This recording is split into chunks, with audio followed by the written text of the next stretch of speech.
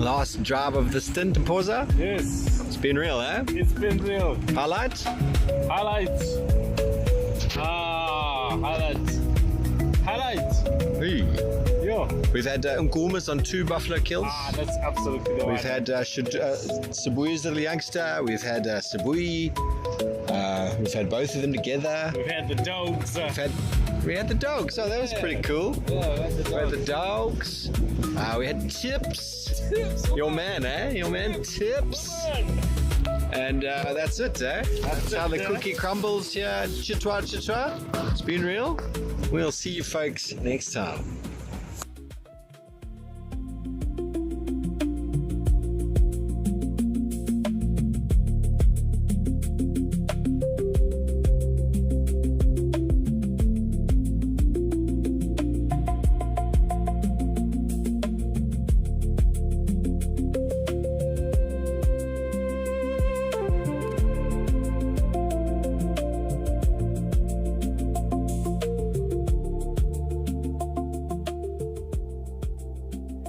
Across Africa, every drive offers something different. Moments of excitement, moments of wonder, and moments that just make us smile. But every drive paints a picture of the life out here in the African bush. Thank you for joining us. We'll see you next time.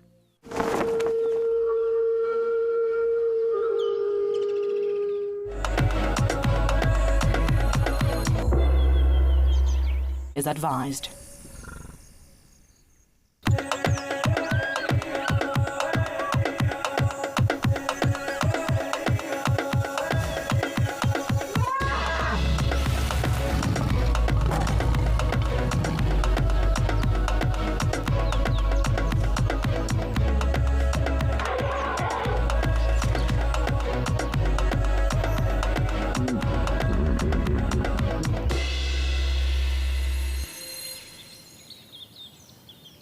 Good afternoon, and hello everybody. Welcome on board to the Sunset Safari, coming to you live here from Chitwa. My name is Steve. I'm joined by Mpoza on camera, and not so long ago down in Amakhala, I shared a very special moment with a black rhino.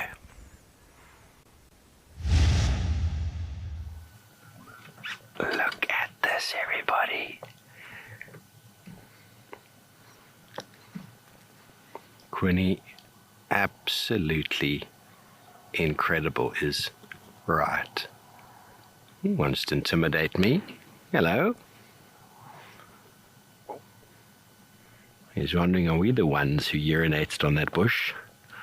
And if so, he's going to extract some justice. This is his territory. Fascinating to be able to spend this time with these giants. Oh, you are magnificent.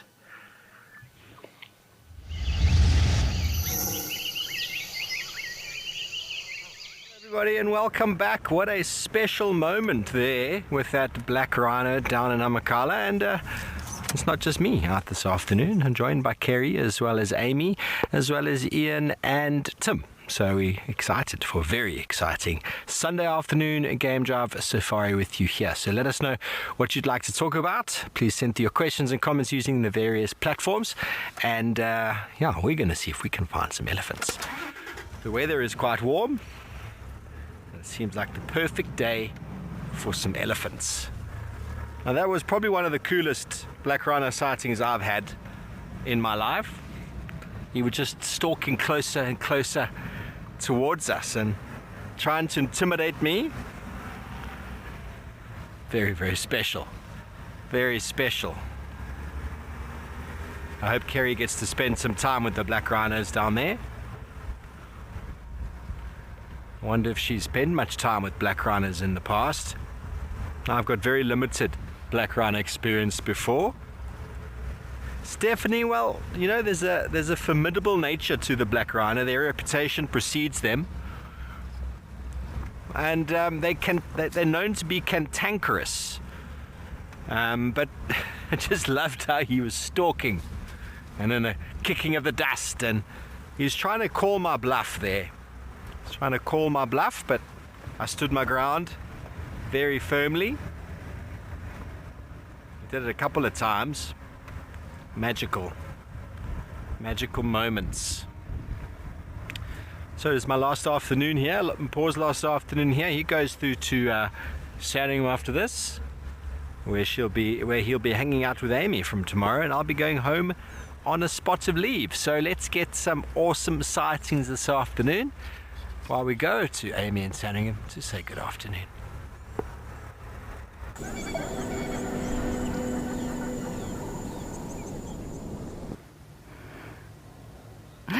Hello everyone, yes, welcome to Sandringham, and with no surprise whatsoever, we are starting off with a herd of Ellies that are actually starting to move away from us, unfortunately, but I'm sure there will be some more that we will find. Hello once again, my name is Amy, and behind the camera with me is Sean. It's also Sean's last afternoon, and as you heard, Paul's going to be making his way over this side, so he will be with me here next week, so we're looking forward to that. But we do have these elephants that we can just see there. We had a beautiful sighting of them just as the show was starting, and they were all here at Old Open Pan having a drink. We sort of arrived as the last three were arriving, and it's always nice to see elephants around a waterhole. I was saying to Sean that we're going to see more and more of that going into the drier time of the year. There's a lot of water around because of all the rain this year, but it is starting to dry out, and the little pans are drying. Some of them have very little water left, and this waterhole is still quite full. Oh, okay, well, from one big grey mammal, let's send you over to another one with Ian.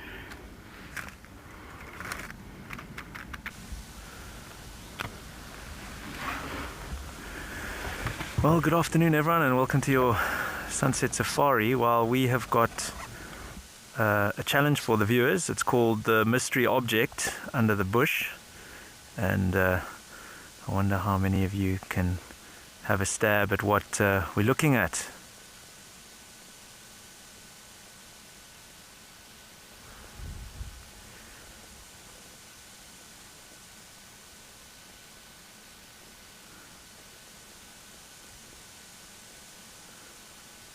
This animal was grazing on the plains, and then just moved off and is sitting under the shade.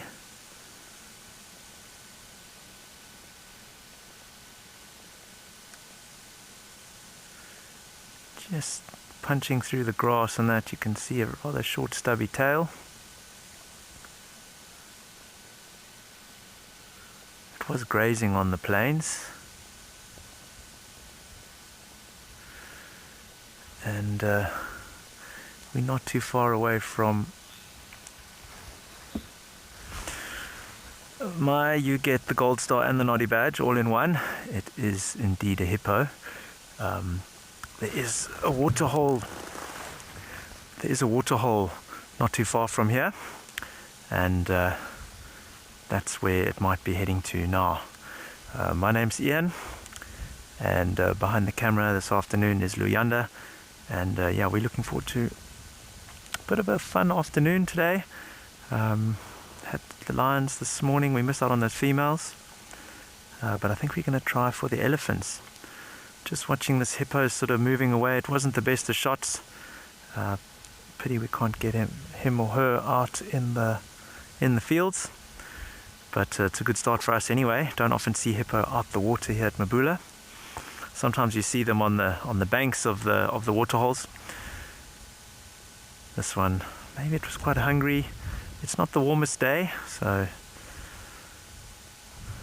think that could explain the behavior. But we're going to turn around and we are going to go and look for some elephants. And I can also see some eland on the other side of the plain. So let me just turn around and let's carry on with our afternoon drive. Let's do my 3-point turn up the bank. Is everyone watching? There we go.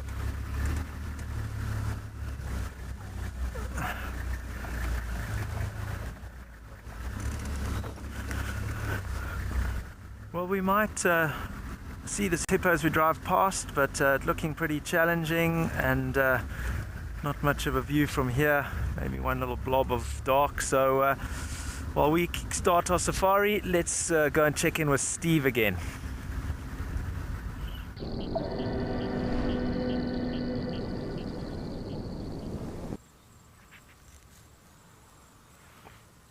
Good luck with your elephants, Ian. Let's see who can find elephants first. Well, Amy's already won the challenge. But we've got a lovely herd here in the open area, wildebeest and impala. You know, we all know about the impala rut and the noises and all the stuff that comes with it, but there is a rut with the wildebeest as well.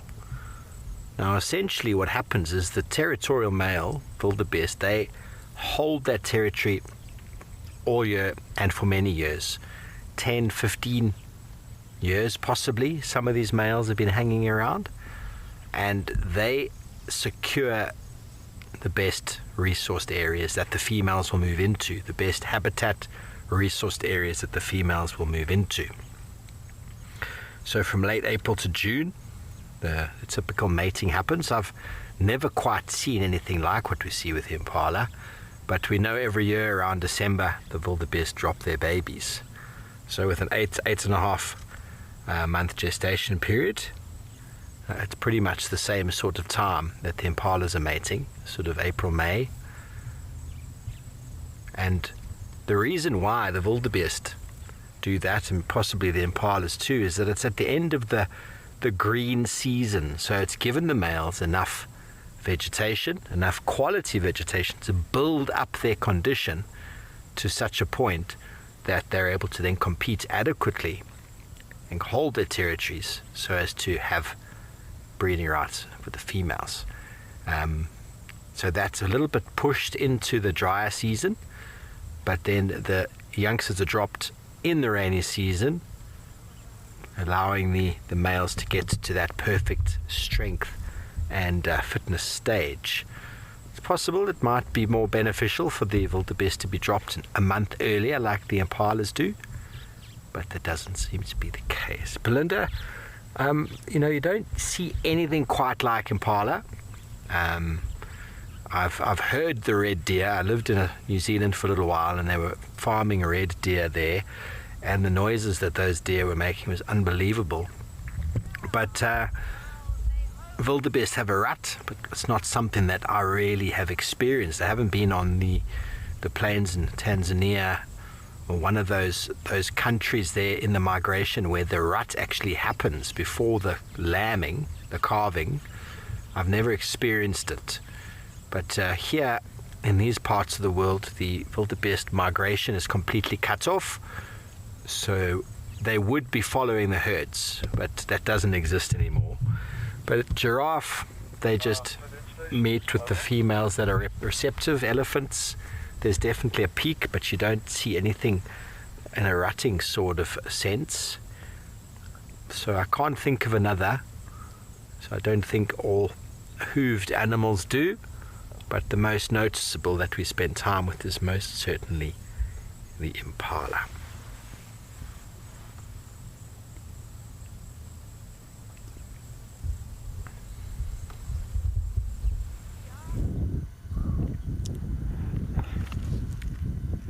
Good afternoon and welcome to the Mara.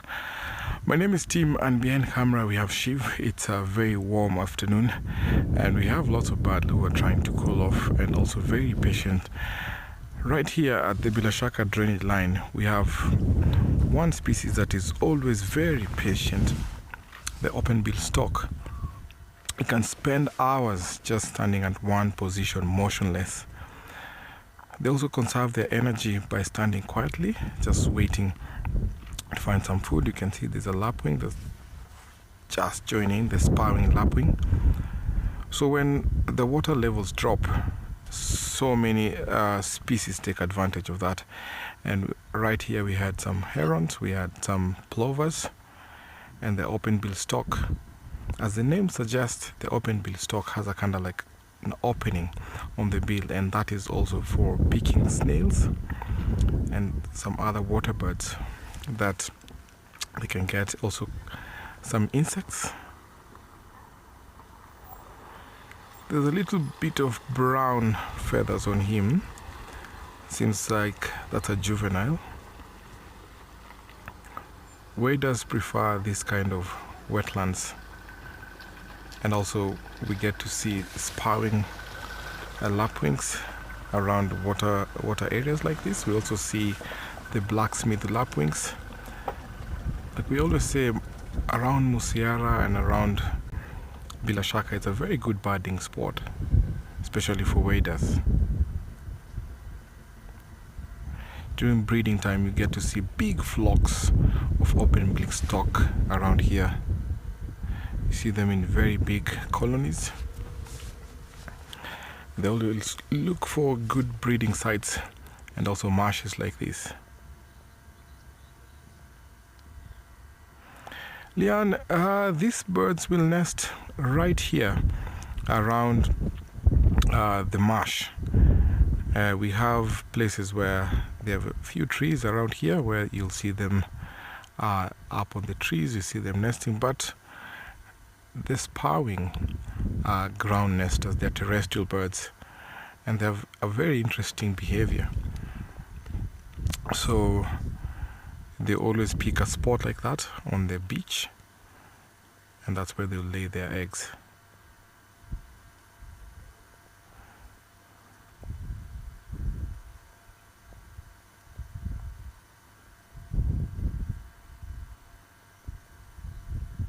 I've seen a few herons here also trying their luck, because when the water becomes very shallow, so the fish will be left with nothing.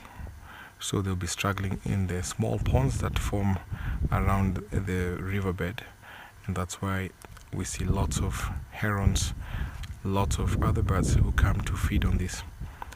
I've seen even yellow-billed stork, marabou storks as well. They come here to take advantage of the shallow waters.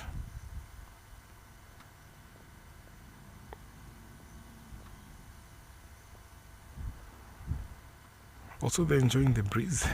You can see the water, how the wind is blowing, so these birds are also enjoying that breeze. Let's send you over to Ian to see what he has as I try to move on, look for some cats.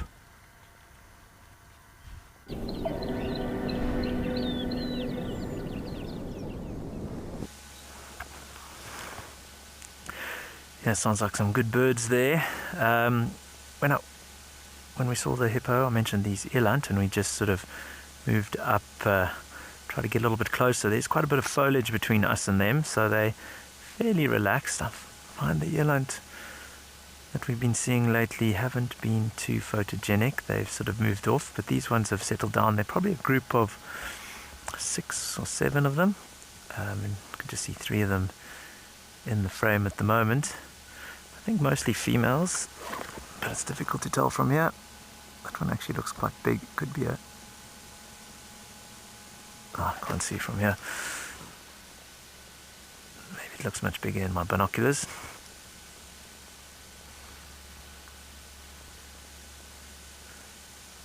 Such a beautiful antelope. That distinguishable dewlap in the front.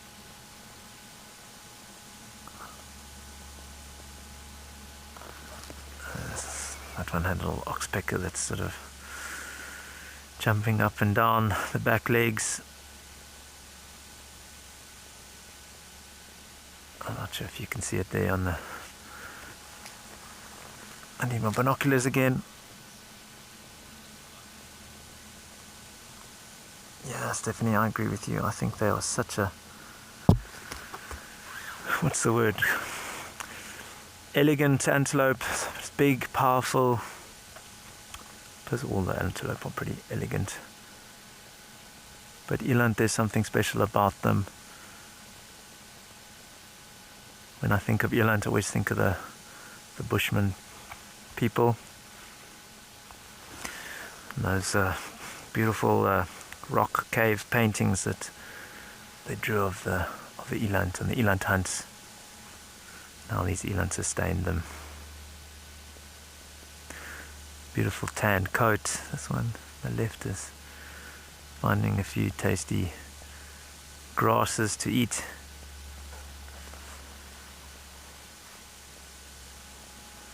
And just a very calm, serene afternoon, winter's afternoon scene here at Mabura.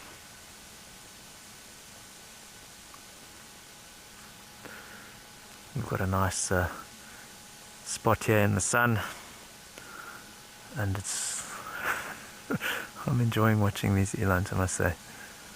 Careful not to fall asleep.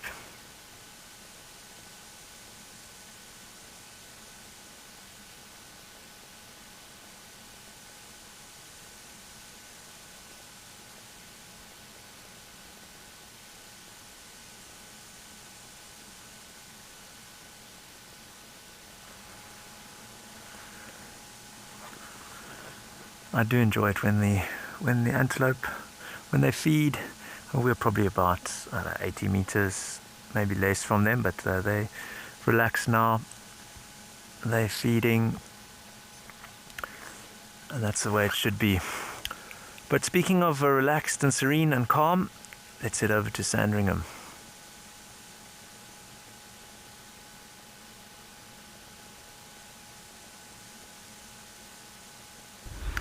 Yeah, it is.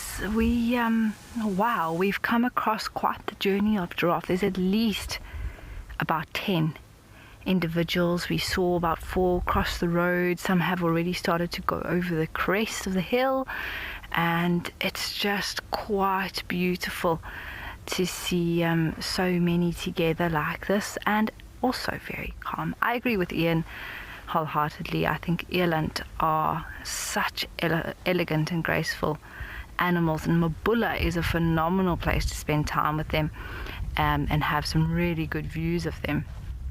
I remember growing up and visiting at an elephant national park in the Eastern Cape of South Africa, not too far from where Amakhala is actually, and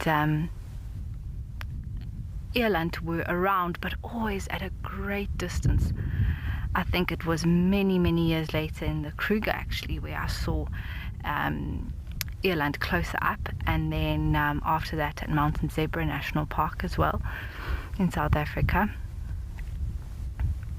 But a special one to see in the Kruger, if you do, usually a little bit further north around the Mopani, Shingwetsi areas where I've seen them, and then of course up in Pufuri.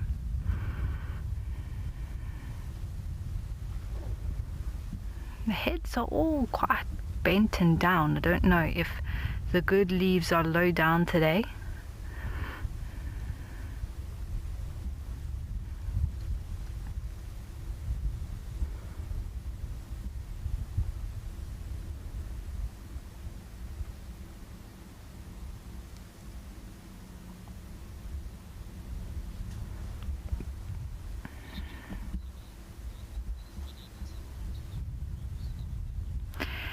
Yeah, I suppose there are some, Debbie. I don't think anything is without its cons, but of course the advantage of that neck definitely outweighs the disadvantage. Otherwise the giraffe in particular wouldn't have it.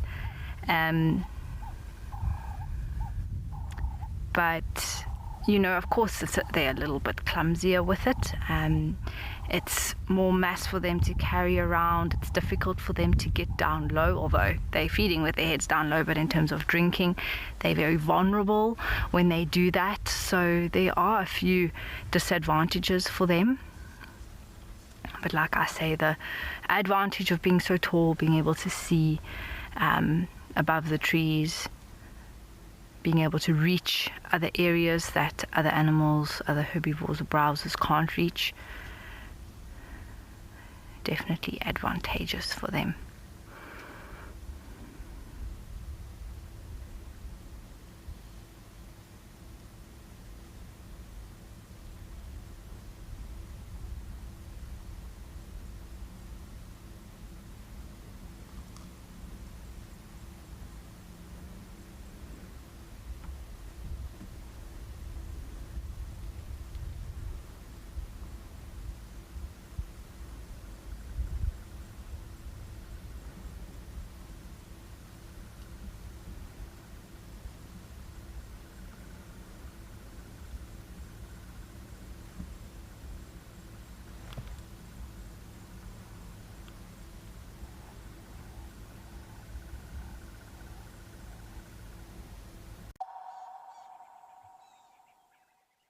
I'm Butch James, World Cup winning Springbok fly half. Rugby has taken me to many incredible places around the world, but it's Africa's wild places where I feel most at home. This July and August, after the Springbok tests against England, Wales and the All Blacks, join me on a series of luxury safaris. There we will share some rugby stories, open fires and some incredible wildlife sightings, all under the African skies. See you in the bush. Hi, I'm Cedric Dold, Wild Earth presenter and private guide. I'd love you to join me on safari. In September, I'll be at Valgevonden for a beautiful spring safari. And in November, I'll be tracking Wild Earth's famous leopards here in the Sabi Sands. Come and share the wildlife, the stories and the adventure with me. Book now and let's go on safari.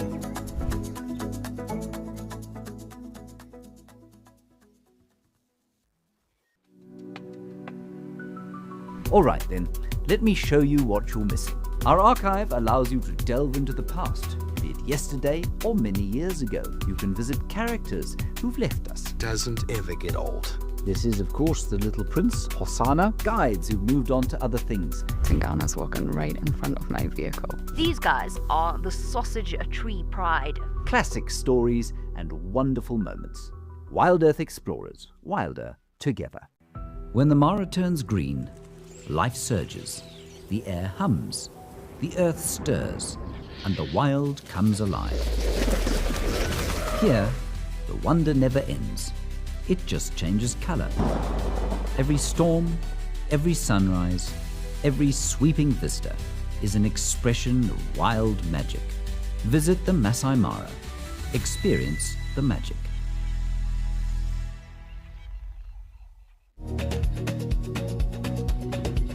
The energy levels are super high. There it comes, giving us a nice little walk by here now.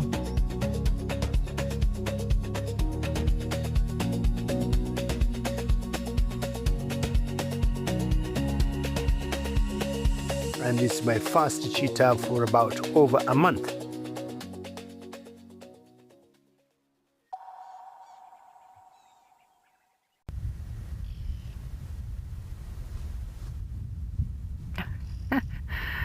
Looked like maybe something, I don't know, it did a little hop there.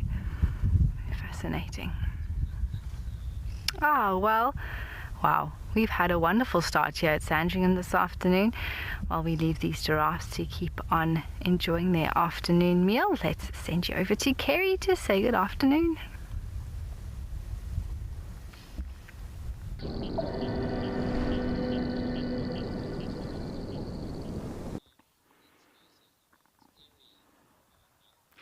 Good afternoon, everybody. We have had an elephantastic day today here on Amakhala Game Reserve. Got a nice big elephant bull that has come down from the hill to join us, which we're super excited about. My name is Kerry and we have Morgan behind the camera today. Our plan was to go and find some elephants, which we have found, a nice big bull. Very grateful because we're trying to see if we can also relocate on those cheetah. The female cheetah and the 3 cubs have moved back into the area. The last time we saw them, they were heading west. I suspect they might have bumped into the 2 amigos and decided to come back further up into the north. So maybe we'll be lucky. We heard the vervet monkeys were alarm calling earlier today.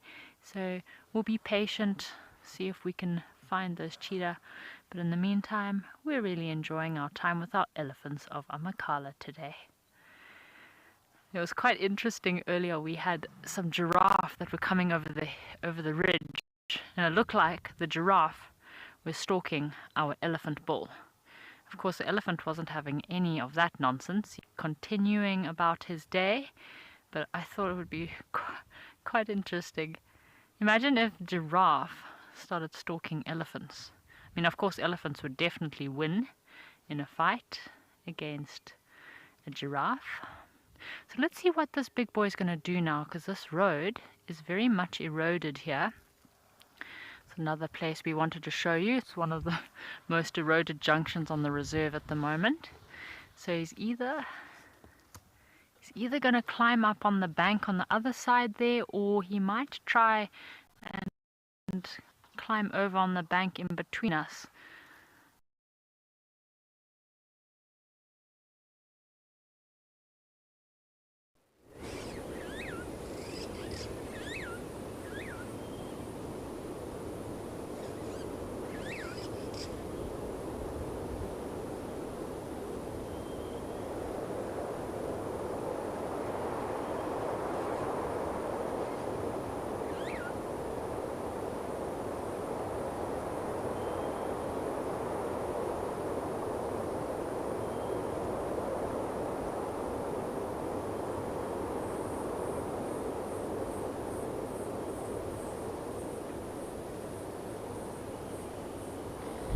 Welcome back to the Mara, and look at what we have here. We have fire, but this is not arson, this is not by accident. So this was what we call controlled burning.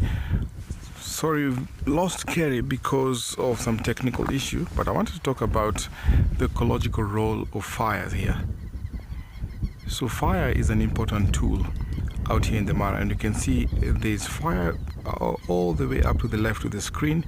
And what is happening here, the rangers have set up this fire, so they're doing what we call back burning. So this fire will be blown by wind and gets to that point where we see the left of the screen, and when it gets there, the water will cool off because there's some water around there, and then the fire that will spread will carry on to the road, and the road will act as a fire break. So the ecological role of having fire here is that the ashes will also make it like a fertilizer for the fresh shoots that will come after the rain, and also it kills or wipes out moribund, and also it generates the new growth of grass that comes up. So this is done in time before the big herds of wildebeest, zebra, topi come here, because the fresh grass, the new shoots that will come here, will attract a big concentration of game here. So insects that get to be, wiped out from here, you can hear some lapwings calling, because also they enjoy after that. It also controls ticks, it controls tsetse flies, because ticks that are around here will drop from the host animal. They drop on the ground, and then they will hatch on the grass. And then when the herbivores come here, even cats, all the species that walk around here will get the ticks, and the ticks, as we know, can really affect. Then this is a dramatic scene, and very important to note that is controlled burning. Controlled burning. So the kind of tick that we get here are the pepper ticks, and as we know, they'll drop from the host animal, they cling on to a grass, and then they hatch, and then that's where we have lots of ticks here. So fire is also good control for, I would say, even diseases, because a tick, we know ticks will also bring a lot of disease around here. We also have tsetse flies, and also it's also a way of creating pathway for different kind of animals that will come here. So some seeds cannot really propagate well on the ground, but once they're burned, the husk will break off, and after the rain, we see some new shoots. So this is very important. So I mentioned earlier that there was a huge eroded junction, probably one of the most eroded junctions on the reserve at the moment. He came, he could see it was all eroded, so he came right into the area that the guys have been working on. But it was so funny because as he stepped into this eroded area, he was sniffing and smelling where the guys had been working, where the tracks had gone off the road. It's almost like he was a construction inspector, inspecting the work that they've done, thinking, the sand, I'm not sure if it's going to hold. What is this vehicle driving over here? I don't know. Where did the soil go? So inspecting the hard work that the reserve team has been putting into fixing up the roads for us. He gave us a little bit of a walk by, and now he's just very calmly munching away on some vegetation. Interesting, let's have a look at this ear that is on the left hand side. You can see he's got some interesting... Okay, it's a bit dark there. Haha. You can kind of see it, but I can't expose it properly. No worries, Morgs. Stephanie, yes, what a start. We've had elephants. We found the breeding herd of elephants here in Amakala this morning. Yeah, it was so lovely to spend time with them. Lots of rumbling and grumbling. We watched them as they were feeding on the roots of some acacia trees. We got a few of the old girls giving us a nice walk by. So we only saw one of the old tuskless girls. So I didn't see the entire herd. They were quite limited to the thickets, so they sort of made their way through the thickets. Then there was a pan up on the hill that they went and had a drink, and now they have disappeared. So we lost our long-range visual of the herd. Seem to be moving a lot with all the rains we've been having. It has definitely made the elephants move quite a lot. Lots of food.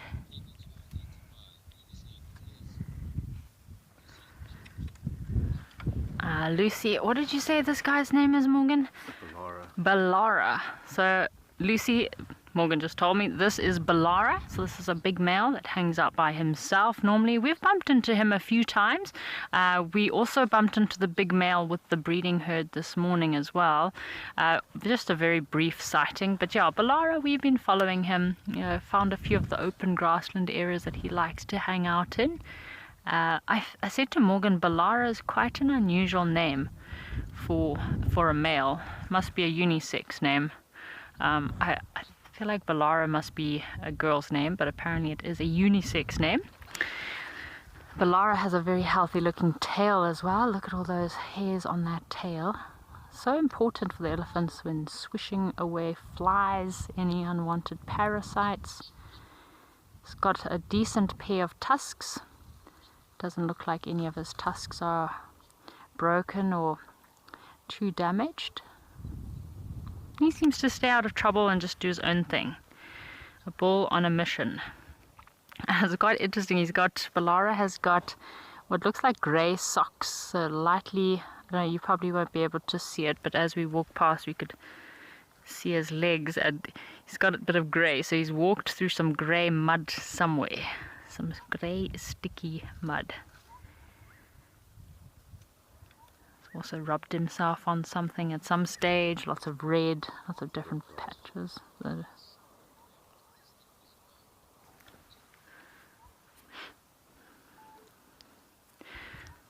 I think we got a question from France about how elephants know what to eat and what not to eat. So I think that is probably where their incredible memory comes into play, is when elephants will remember if they've eaten something noxious, something that has a very foul taste or maybe made them ill in the past, and they know to avoid those plants.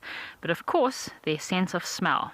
So as an adolescent, as a young elephant, that's when it is so important, as they follow their mother, follow the adults, and they watch to see what the other elephants are feeding on.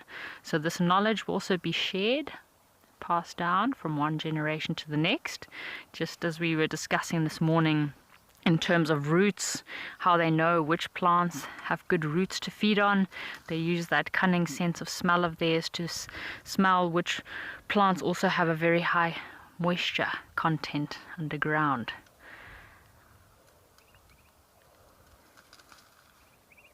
Hear the sound of those branches breaking.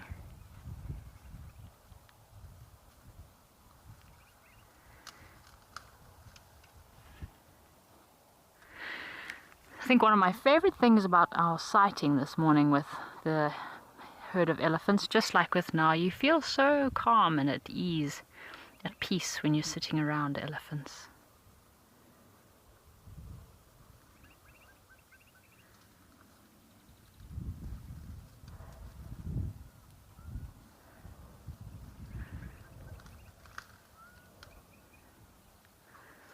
So I've noticed something on a Makala. The bulls, they do like to be on the road quite a lot.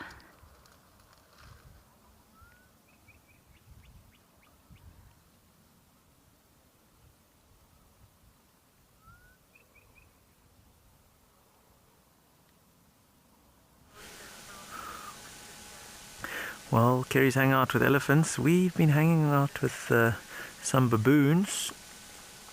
They've all moved off into the thicket, but these two, this is a big male and it looks like a female that's ready to mate, and they're just doing some bonding, doing some grooming. I say she's ready to mate because she's got a very sort of puffy, reddish, what do you call it, skin around her sexual organs. That usually means that they're ready to mate. And she came running over to the big boy he's sitting in the road. He looks pretty tired actually, sort of just sitting there. And she tried to, what's the word that I can use on TV? Like, she was quite keen to do the deed, and he looked a bit exhausted. He declined. There were actually two that came up to him, so he's obviously a very strong leader of the pack baboon, the alpha male. Entice him. Thank you, director, for helping me out here with my politically correct vocabulary. So two of them actually went to try and entice the big male, and he just responded by grooming a little bit with them, not following through. We've given them a bit of space because these baboons can be a little bit vehicle shy. Always quite fun to watch the baboons, that half bent tail.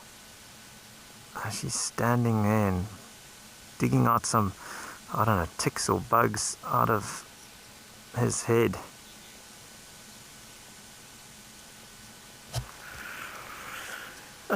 Simone, I think, the ladies know when they're ready to, this is a business and you need to produce offspring, so they probably know when they're ready. I mean, sometimes I've seen elephants and rhino try their luck when things aren't ready. I guess some other species as well. Often you see the impala trying his luck and the female bolts off and he chases after her grunting. But this male, he didn't seem ready. I'm going to see if we can just sneak up a little bit, just to, not to ruin, be the third wheel here, but just to get a bit of a closer look, because we are quite fully zoomed in. But there's definitely a zone. There, you see they got up, so maybe I'll push the zone a bit. We're still about 60 meters off. There are two more on the end there, but yeah, they just picked up the vehicle, and I think he decided that he's just going to sit down. Needed a bit more privacy maybe, or just a bit more space from the vehicle.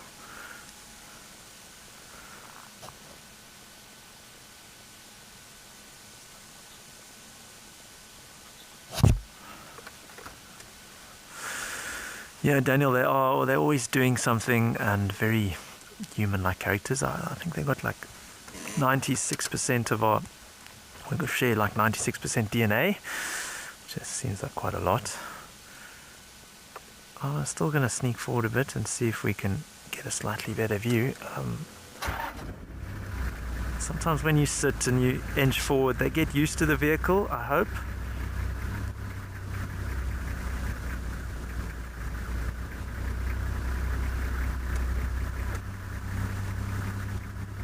Another two that are grooming. I'm going to just try my luck through this gap here. They haven't moved off too much, so maybe we're a little bit closer. We've kind of halved the distance. You can see quite a lot of that pink flesh, and you see how she offers herself to him, but he's a gentleman.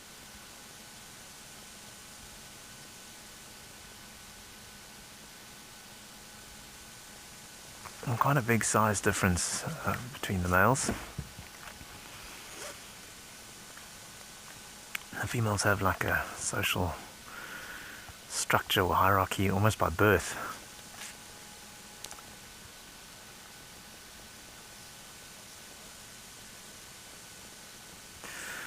Yeah, thanks Rosemary, we are enjoying it. We started off with that hippo in the bush and then had some eland, and now we've got the baboons, and we sort of got a slow, gentle, sunny safari at the moment. And I must say it's quite pleasant to just take it easy.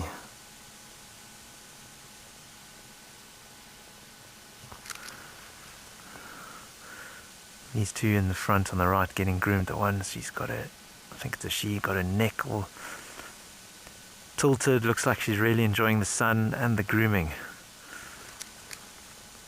Oh, they saw something. I like, oh, we're on camera. Let's get out of here.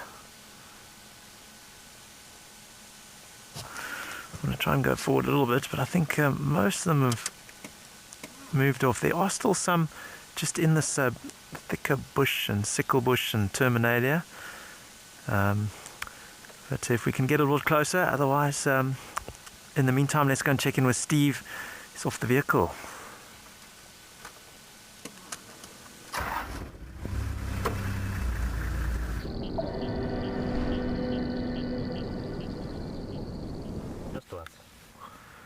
Well, we've caught up with some of the little fellows of our landscape. Looks like it might be one of the harvester ant species, I can't be certain, but they're cleaning out the nest. All of these little grains here have been physically picked up and removed by the ants out of their holes in the ground. And harvester ants are essentially keystone species in the landscape, in that they are granivores. They harvest the seeds of grasses, and there's a number of plants in the world, a number of plants in the fynbos, and a number of plants here in the savannas and the grassland that rely on ants for distributing their seeds. The seeds themselves provide the ants with nutrients, and the ants will go and grab those seeds, cache them underground in safe little granaries, where they get stored and protected and saved for leaner drought conditions. But at the same time, they get freed up from herbivory from rodents, and they get buried in the earth. So the little bit of seed that's given to the ant as a form of food is opposite to the actual reproductive part of the seed itself. Yeah, Meg, I'm sure ants sleep. I mean, insects are essentially cold-blooded organisms, so when it gets cold, they slow down. When it warms up, they warm up again. Do they ever sleep? Ants are constantly working. They are these colonies. They have a queen, and they are instrumental. Ants are probably one of the most important insects in the world, and there are so many different species of them. And spending time with them and seeing their ecology really does fascinate me. But right now they're cleaning up. This road was graded recently. It was redone, as it was a bit of a mess from the rain, and as the grader came here and scraped the soil, it clearly influenced this nest and all of this debris they're bringing up. So the nutrients are also being recycled, because some of the soil that they've had to excavate out of their tunnels has got nutrients from the ants' defecation and their dead bodies, as well as nutrients in the soil really being moved and shifted around and placed elsewhere. Lovely stuff. Well, we're going to send you over to Kerry with her keystone animals.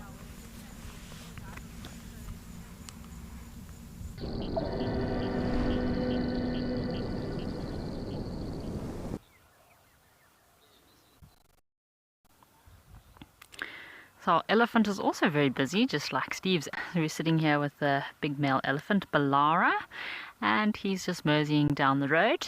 I noticed it's quite interesting with these elephants here on Namakala, especially the big bulls. The cows don't seem to mind, they move around you, but the bulls are quite entitled to the road. They do really enjoy walking down the road. Just as Lara, Collie, a big bull that normally is with the herd. He's also normally quite dominating in terms of the road. Normally, as long as you just give them space, they'll do their.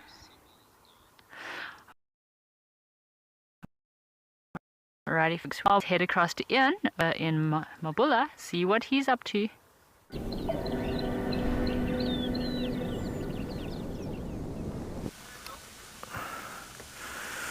All right, well, we got a bit envious hearing about Kerry and her elephants, and here's the big boy from Mabula. I haven't seen him this week. So we've...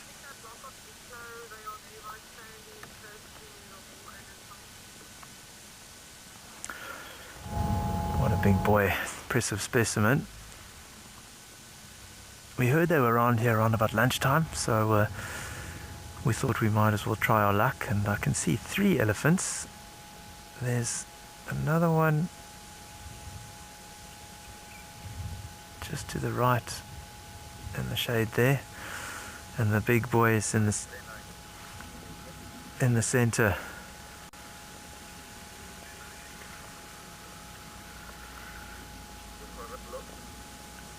It looks like he's also enjoying the Sunday afternoon sun.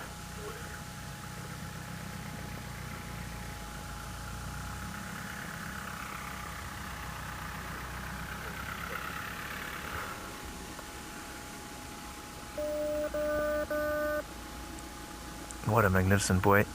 Nice angle here. We sort of like a little bit lower than him. It makes for a good shot.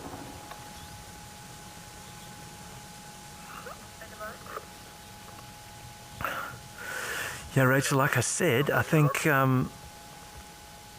this is my first time I've seen them since I've been back, and that's been a week, so very happy to find them. And look at him out in the open. I think he knows we're talking about him.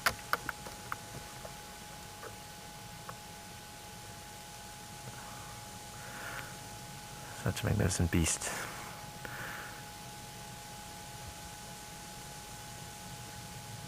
You might come a little bit closer.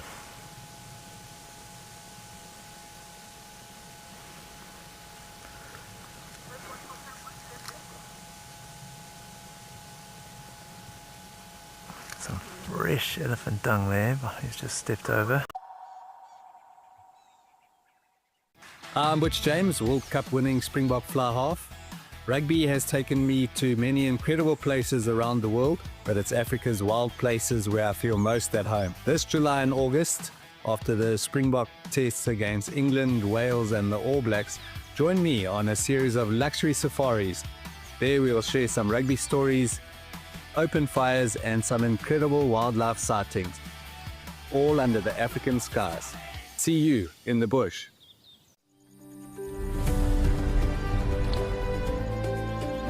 Bada bang, bada boom. Oh, she's going to run after impalas. She's running after impalas. All right, everybody, that is our cue.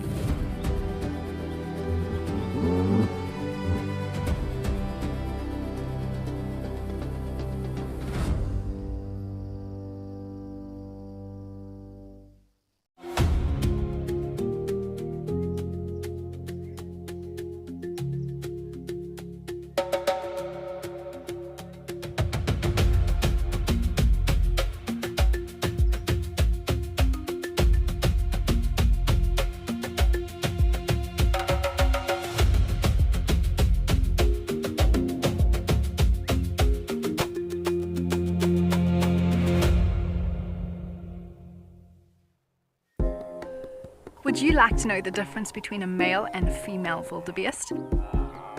You can ask me questions like this in real time. Our safaris are live and interactive here in the heart of Africa.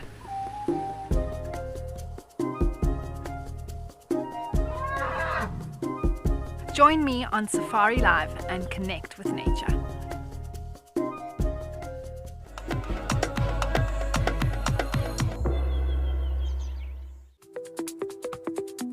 Sign up today and you'll get instant access to wildlife. You'll also have access to our post-produced content, like a Wild Bush Week. Textbooks tell us that a ratio of 3-to-1 hyenas drive off lionesses. Safari Live catch-up.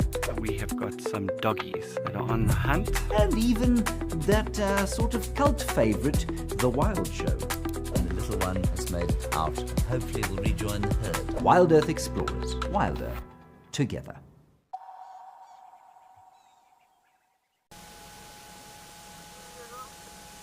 Yeah, Station, I've got lock of the Big Madora here on that junction, Sandy Road and Hold Owners Road. I hope I've given the right location.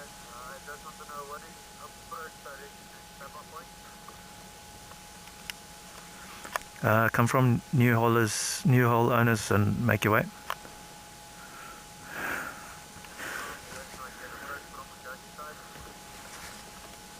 Yeah, FM. It's that top road. I get a bit confused between the two roads, but it's that top road. We're at the fork.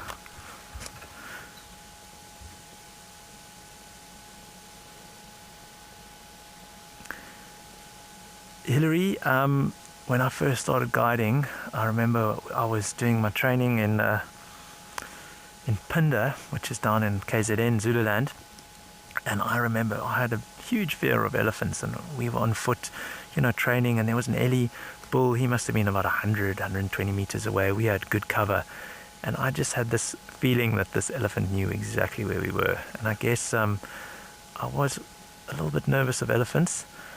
And then when I went on to do my sort of work after training, I moved to the Lowveld, and we did these walks where we would walk the property learning the roads.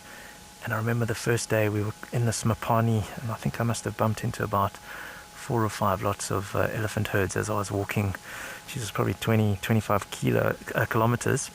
And I kind of overcame that fear. But I did get charged by elephant once. And, when you're on foot, I don't know, I just prefer to be on the vehicle where you can get away. I think they prefer it when we're on the vehicle as well. But some people know what they're doing, and they like to walk elephants on foot. I like to be on the vehicle. Also got charged once in the vehicle. That wasn't so fun. We were sort of following the elephant and following the elephant and following the elephant, and I think she just got annoyed and turned around and came after us. Beat a hasty retreat over a few speed bumps. Probably bounced my guests out of the car almost, but no one was injured, fortunately. But other than that, I've had some amazing experiences with elephants, and I think relaxed elephants are such a privilege to spend time with.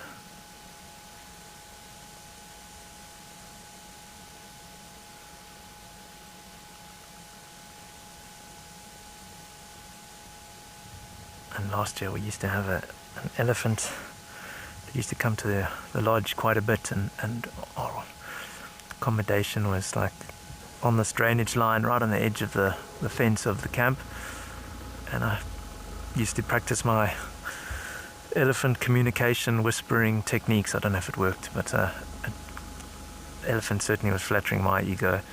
Oh, look at all that dust. That's an amazing shot there.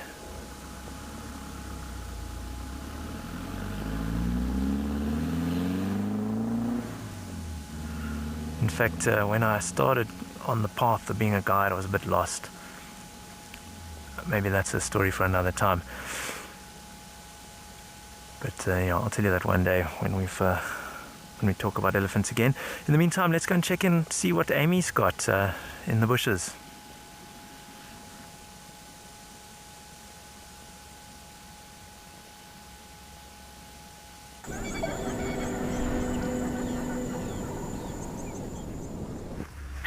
we are looking into some bushes, but in the bushes there are some lions. Oh man, Sean, I said I was hoping they would come to say goodbye. I'm not exactly sure how many there are here. We've seen 2 lionesses, and you can see the one ahead of us is just laying in the shade there. And they have found a very thick area here to rest in, right next to the river. Some really good cover, keeping themselves cool. And I'm just so happy to have found some lions. My goodness, this is awesome.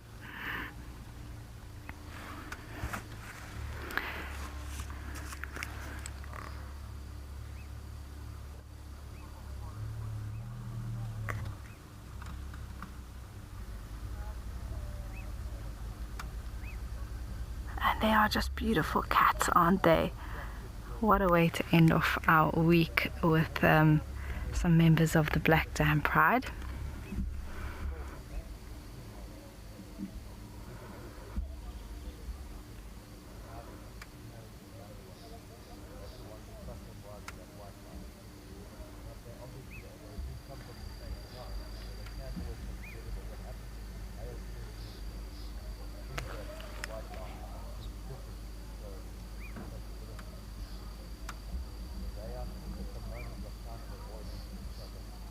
It looks like quite a large lady there resting. She's got very sort of ambery honey eyes. Yeah. Alicia, I think, there is a little bit of noise around in the distance. And of course, with arriving here as well, with the vehicle movement and that sort of thing, they are a little bit alert. But they were also looking, we're right next to the big open area we call Serengeti, and there is a bit of plains game about, some impalas, some wildebeest that I saw earlier. So lions are always alert, even when they may look like they're resting. They're listening, they're looking for an opportunity.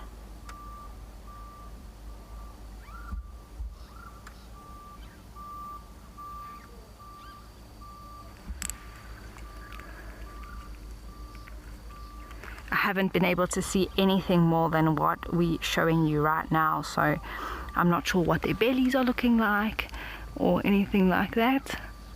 I'll have to just wait and see.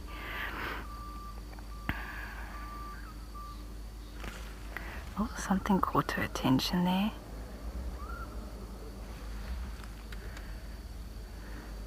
And oftentimes even a vulture flying, they'll pick up that movement.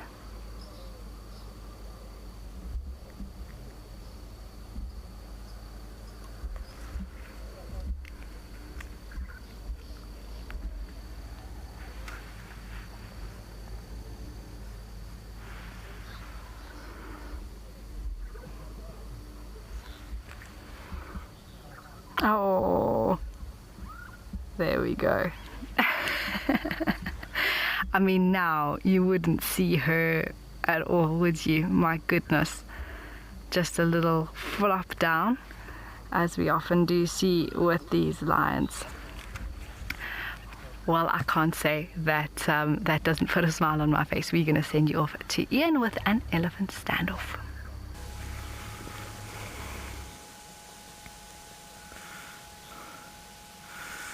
Yeah, so the big boy, he's turned around. There is another vehicle that came down the other road to see him, and he sort of like noticed that, and now it looks like he might be going to investigate.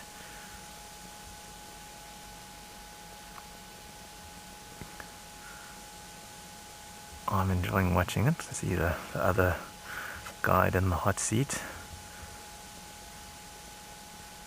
You can just see the vehicle in the right there. I think he's reversing, so 1-0 to the elephant.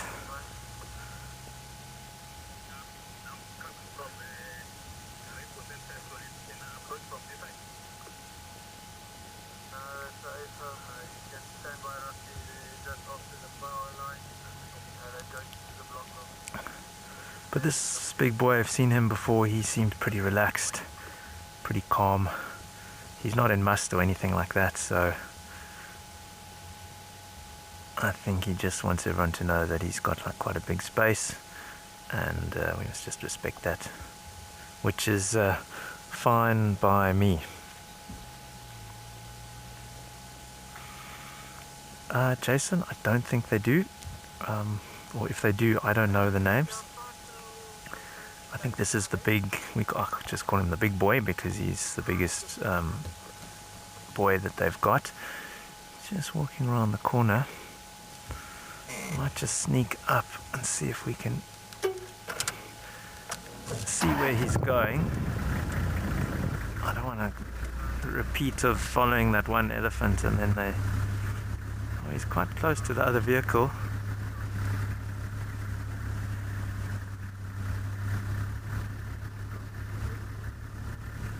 You happy to show them the...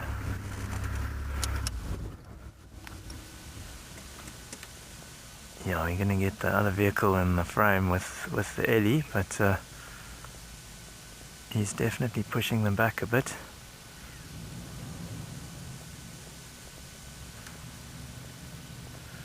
And there are quite a few vehicles that are coming to see the elephants.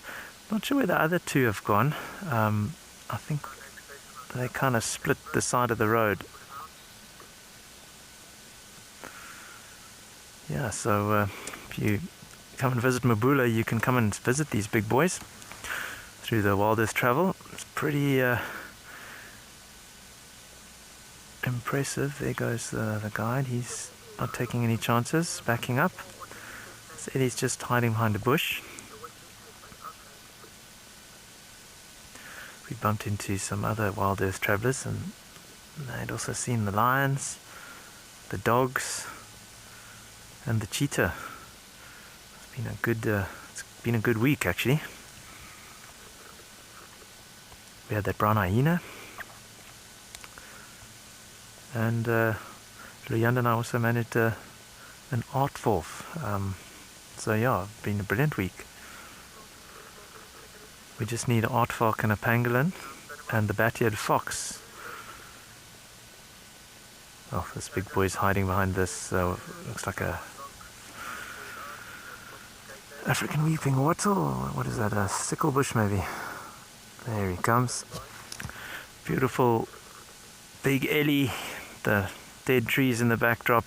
Looks like we might lose him, so I think we're going to say goodbye to him, carry on our safari, head over to the Mara and check in with Tim.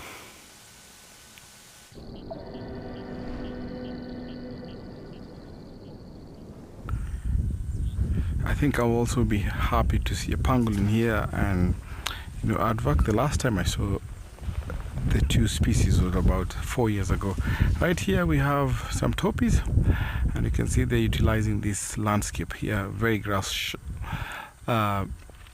It's very clean looking, very soft, because you can see the green patch here has been overgrazed here. The grass is very short, and you can see way out in the distance, overlooking the plains. That is where we saw the zebras this morning. So right here looks like they went through here. They came and grazed and went down where there's some water, and I think they're going to be around here for a little while. So these toppies will, I think, join the rest of the toppies that we saw earlier on this morning. It's kind of like a raised area where they can be able to see what's around, because this is where the toppy boys and some of the marshcal went to. So they came through here, and I've been looking for them for almost an hour now. So there's some places where the grass is very tall, so I can't be able to read. Oh, there's a little bit of a sparring contest there.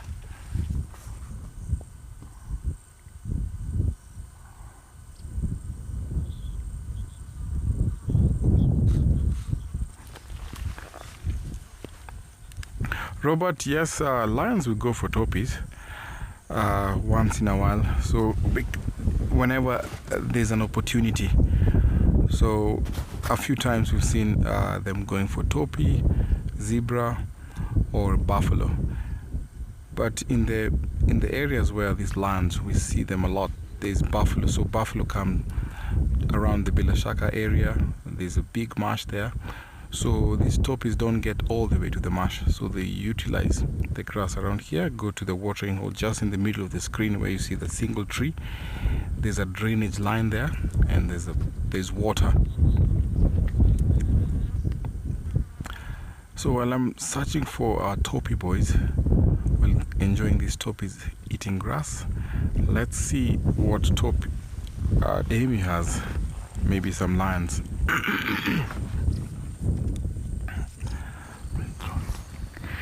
Well, everyone, wow. She just sat up. I don't know if she was looking in the direction of the second lioness, maybe. But, wow, the light is just beautiful. And there is definitely a second lion here with her. I think it's the male.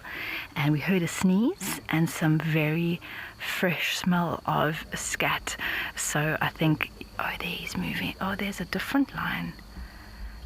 But anyway, it's going to go out of, it's a little bit behind the bushes, so that's another lioness. That's a much younger one to the left, but I think she's just looking at that.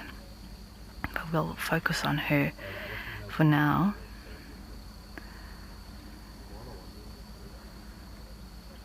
Oh, there's the male at the back, Sean. He's up, he's up. Oh, beautiful, look at that.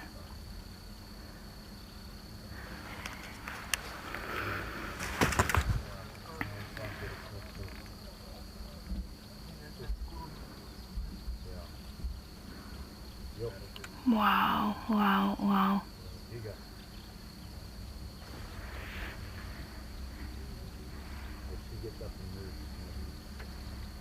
You know what, everybody? I think they're going to walk out into the open. So we're just going to have to, I just want to anticipate this movement. So I'm just going to turn around. It's going to be beautiful if we can get them walking into the open like that. So we're just going to have to ask for a few seconds here, because if I can manage to loop around without falling in a hole. Yeah, absolutely they are. You're good, Sean. Okay, probably need like maybe 2-3 minutes, but we'll quickly loop around. We can't go straight,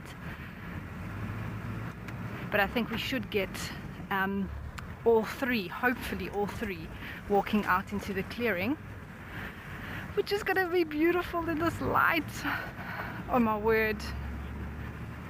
I'm going as quickly as I can. There was another lioness here on my left, but we're just here at the road. Mind the hole. Sean's still on.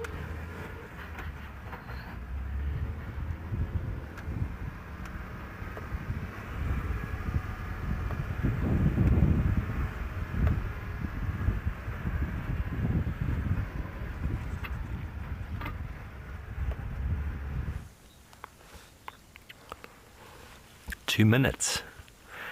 Well, we were looking for elephants. We found some. But everybody else had elephants, and ours weren't worthy of coming to the town. But that's okay, because we found some wonderful signs that they've left behind here in the road. And have a look. The footprints have come in over there where Mpo is. Footprints have come in. Here's a little youngster. And it's quite easy to see all of the footprints in there. But not only did the elephants walk in here, here is the body pattern of an elephant's side. So it lay down over here. Here's a footprint, another footprint. I just love this, the grey sort of, what do you call it, the crocodile skin that we see sometimes on the side of the body. And then this little section over here is almost where there was a tail. Might have been a foot that did this, but you can see that the soil has been pushed up, maybe from a leg or from a tail. You can see the patterns on there, and then this whooshing over here is very likely from a tail flipping. Maybe as the animal got up, Maybe it's moved to stand up again. But it was probably Mum standing nearby and little youngster lying down there on the ground. Lucy, it does look like artwork. Hey, fascinating. I love these tracks. And you can see the size of this elephant by these footprints over here. It was a little guy. There might have been more than one. Look at that. There's the track there. And his feet are there. He's a little one, a little guy. And we often find our little elephants sleeping at Mum's feet. She would have stood here. Her behavior would have been quite easy to determine because there's a lot of trunk swishing over here. She would have been kicking the dirt and then taking this dust, throwing it on the body. But this has been at least 45 minutes ago. I can tell that because the antlions have already recreated their conical pit. That takes about 45 minutes to recreate. Might be longer than that, but a minimum 45 minutes ago. Okay, that was 2 minutes. Let's send you back over to Amy. Worry bushes, I thought they were perhaps going to come in this direction, but it looks like they may have just gone for a drink, which we couldn't see, and then turned around and started heading back. So I'm going to give it a few minutes because they do start to move around a little bit, but if they don't come out on this side, then we'll just head back to where we were. But at least 3, so one much smaller lioness, and then a bigger one that was still lying there, and then it looks like the darker maned young black dam male at least that were there all together. I'm just going to reverse here. Oh, there's some movement. Do you see him there? Okay, so Sean's got a view now. Okay, so he's just there. I just want to see what they're going to do if they do come this way. Oh my word, it's going to be beautiful. But we can't make these animals do what we want them to do, that's for sure. They're on their own schedule. Did he sit down there now?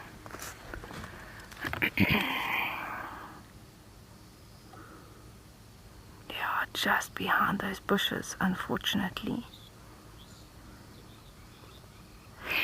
Chris, it's possible we did see the lioness's belly. It was very full, but not, I think they've come off of a kill. Wherever that was over the last few days. We saw these lions 2 mornings ago, so I think they might have eaten something small in between the time they were, when we had them 2 mornings ago, and then now that they're here at Serengeti. So I'm not sure what it could have been. Also, you know, if it's just the few of them, then maybe it wasn't something too big. But I think we are going to have to loop around and or maybe go in here and just see if we can get a view of them now that he's laid down. Let me reverse and reposition, see if there's another gap for us, everybody.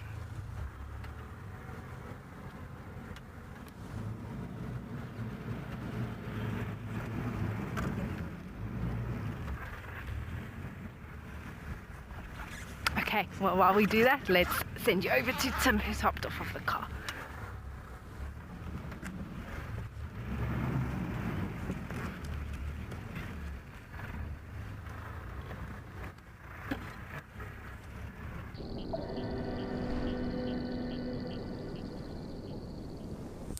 I hope Amy got to find these lions. Out here, I've been looking for the Topi boys, but I can't see anything here. But look at this space. It's open grassland, and I have very interesting tree here. There's a acacia here, and you can wonder, where did this acacia come from? So thanks to the elephants, so they eat the seeds of the acacia and they help in seed distribution. So here we have one of the very interesting acacia, one common acacia that we get to find in some parts of the Mara. We call it the whistling acacia. The reason why we call it the whistling acacia, you can see the galls. So the other name for this is the ant galled acacia. So there's some ants that will come and lay their eggs here, which form a symbiotic relationship between the tree and the ants.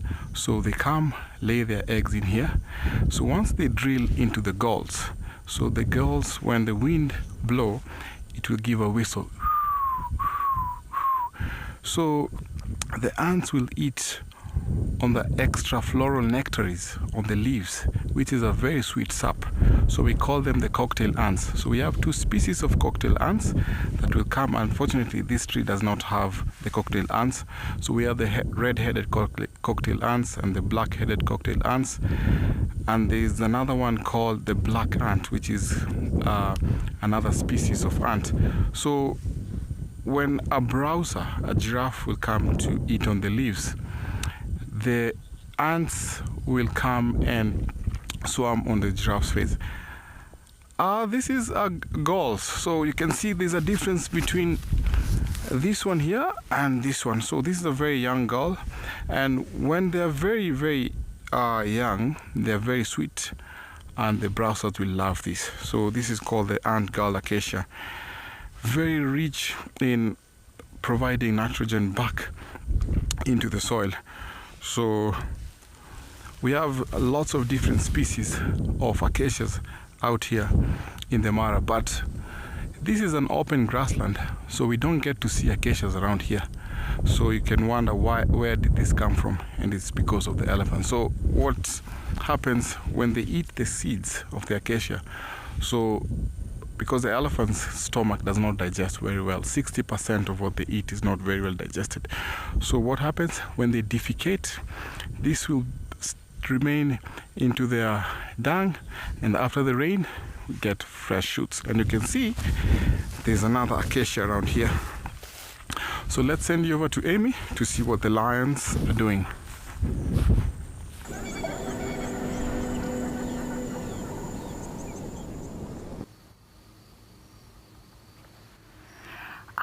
I do. One of the lionesses did come out, everyone.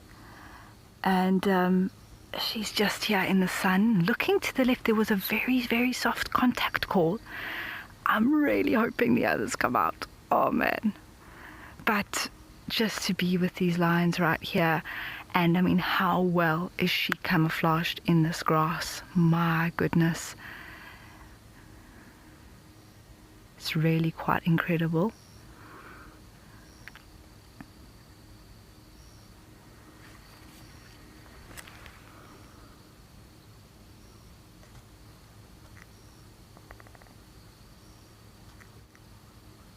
She's got much paler eyes in comparison to the lioness we were just looking at. Oh, there's another little contact call. Oh, sniff.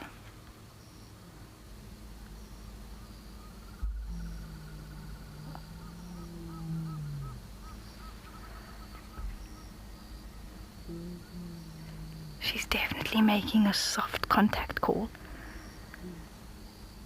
Hopefully that means she wants the others to come to where she is.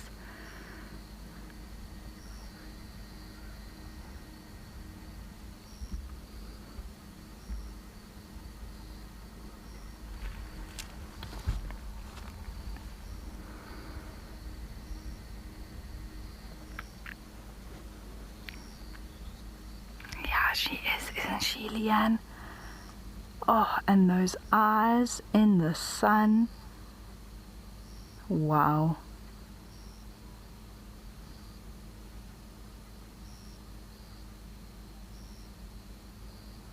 She is beautiful.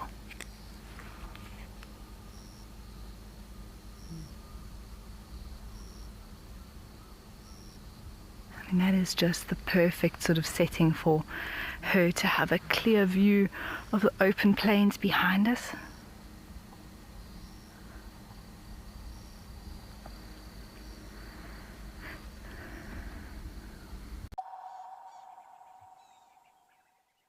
I'm Butch James, World Cup winning Springbok fly half. Rugby has taken me to many incredible places around the world, but it's Africa's wild places where I feel most at home. This July and August, after the Springbok tests against England, Wales and the All Blacks, join me on a series of luxury safaris.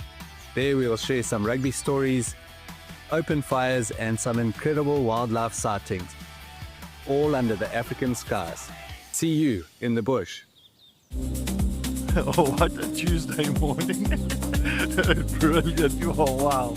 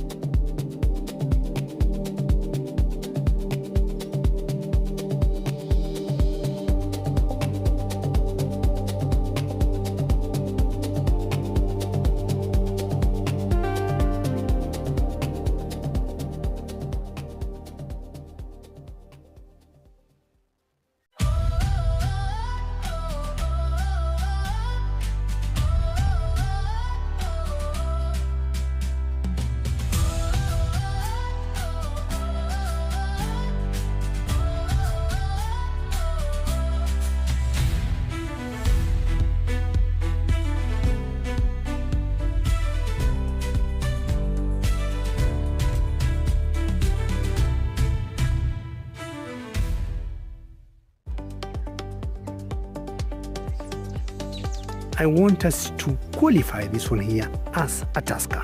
Just got our timing perfect with the herd of elephants. Look at this girl, so elegant, so pretty.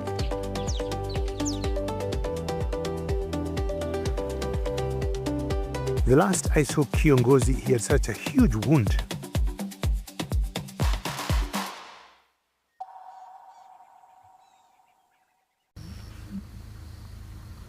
There we go.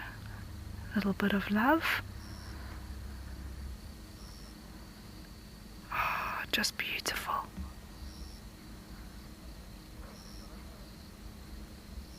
There's one more that's going to pop out here. I know Robin Short has done such a phenomenal job this afternoon, and I'm so happy. We were hoping the lions would come out, and they most certainly have. Here comes the male across the road. Oh, this is exactly what we were hoping for, everybody. He's gonna come and join the ladies. Look how gorgeous he is. Oh my goodness.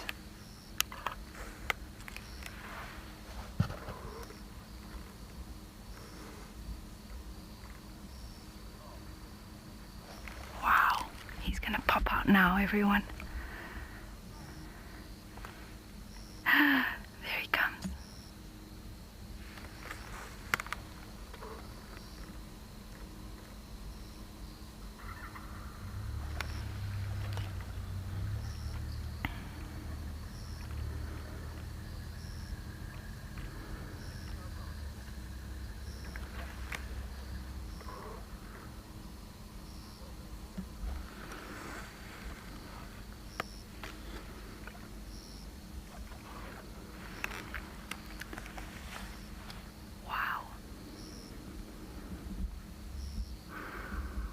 So I definitely think this is the same group, barring the two other males that we had the other morning.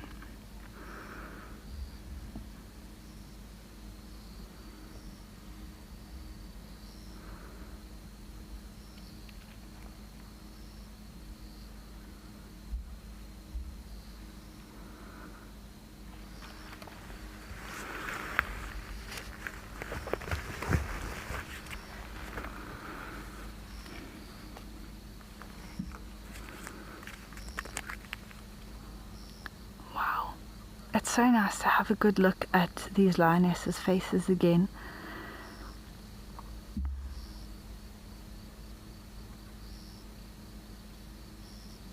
I know, Jackie.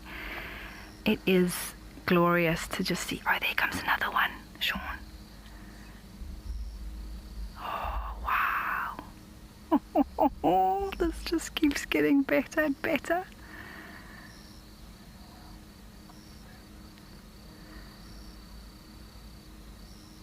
Wow.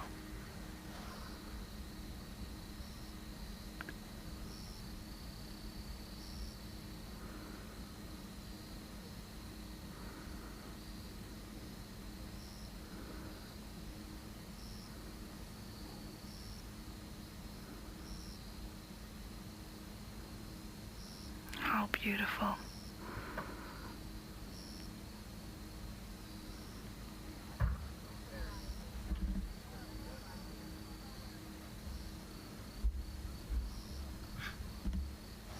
Here an impala snort, I think, in the background there. Here she comes. Wow. Look at her. Oh, Annalie, I know it is so special, and this is going to happen again now, I think, with this next. Oh, there's another lioness. Oh my goodness, they just keep coming. Holy moly.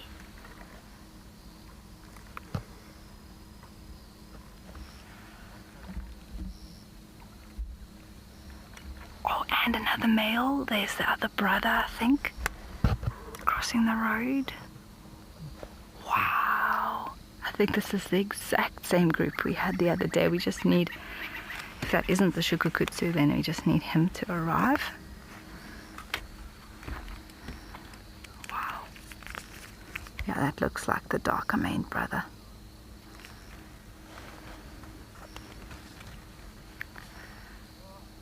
Wow, wow, wow.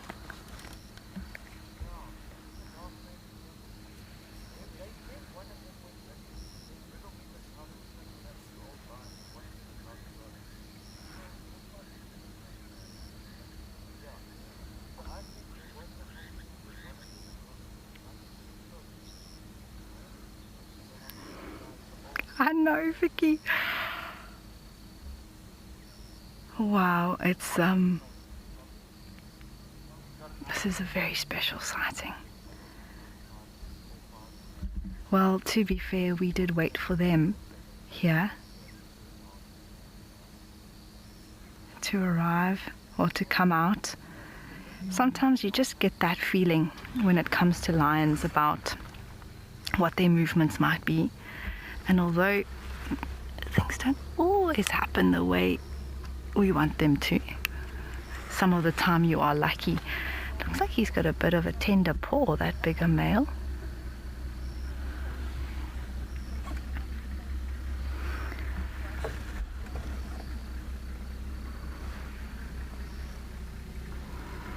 Alright, it looks like they might either settle just behind these bushes or continue moving. So okay, if they sit down there, we're just going to just give a second for this, just see what they're doing.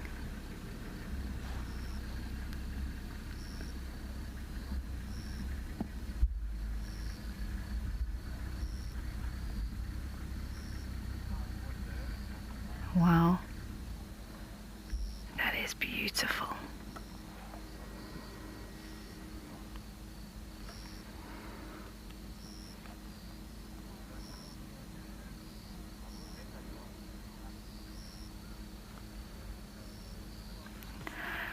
Well, I think I might just try and reposition here to see them all again, but while we do, wasn't that just amazing?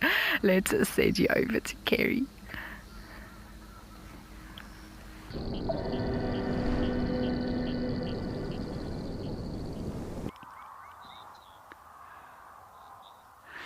Well done, Amy. Sounds like there's lions everywhere in Sandringham. Nice one, Amy. We have found an antelope that I haven't been able to put on the screen for you because they always run away. The world's largest antelope, folks. This is a female, So she's a bit small. I think this area, there's normally 2 females that hang out here. I don't know where the other one is. But yeah, there's a few herds around the reserve. Very small herd of elands. And then, oh my gosh. Oh wow, there's one literally. Okay, I'll keep an eye on her. One literally right here. Oh, hello. There you are. We were just looking for you.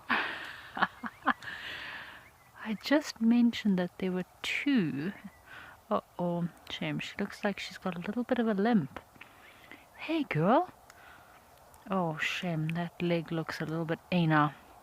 With all the rains we've had, I wouldn't be surprised if maybe she slipped on one of these very high ridges. This area they're currently in is got quite an incline to it. I'm sure she'll be fine. Seems to be moving around, getting around just perfectly fine. So they probably can't keep up with the herd because this girl's got a limp on her. That's why they're hanging out by themselves here, away from the lines, safe and sound. Isn't that interesting? It's so nice to see these eland so close. So eland do have a very high flight reflex. So that means they're one of the antelope that normally run quite quickly, especially even with game viewers, if there's predators close by.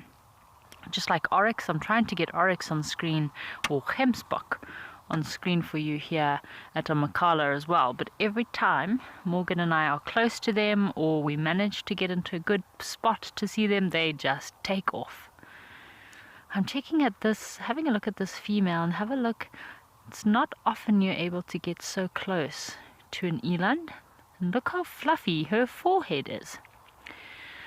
So generally these large females will weigh anything, or cows will weigh anything between about 400 to 450 kilograms. A big male can weigh up to 900 kilograms. PTS, eland are quite an elegant antelope indeed. They can jump really high. They can very easily clear fences up to 1.52 meters. I wouldn't believe it if I hadn't seen it myself. So just like with kudu, they can very easily jump game fences. You have to watch out for them. But yeah, this mechanism or defense mechanism they have of being able to jump high is also very good for them, because they can actually, when chased by lions, predators, wild dogs, they use that. They'll jump very sporadically from side to side, kind of throwing their predator off so that their predator doesn't know what they're doing. It does work quite well. Oh, wow. So you can see she's got a little bit of a dewlap. The females' dewlaps are much smaller than the males. The males have this very long, prominent dewlap.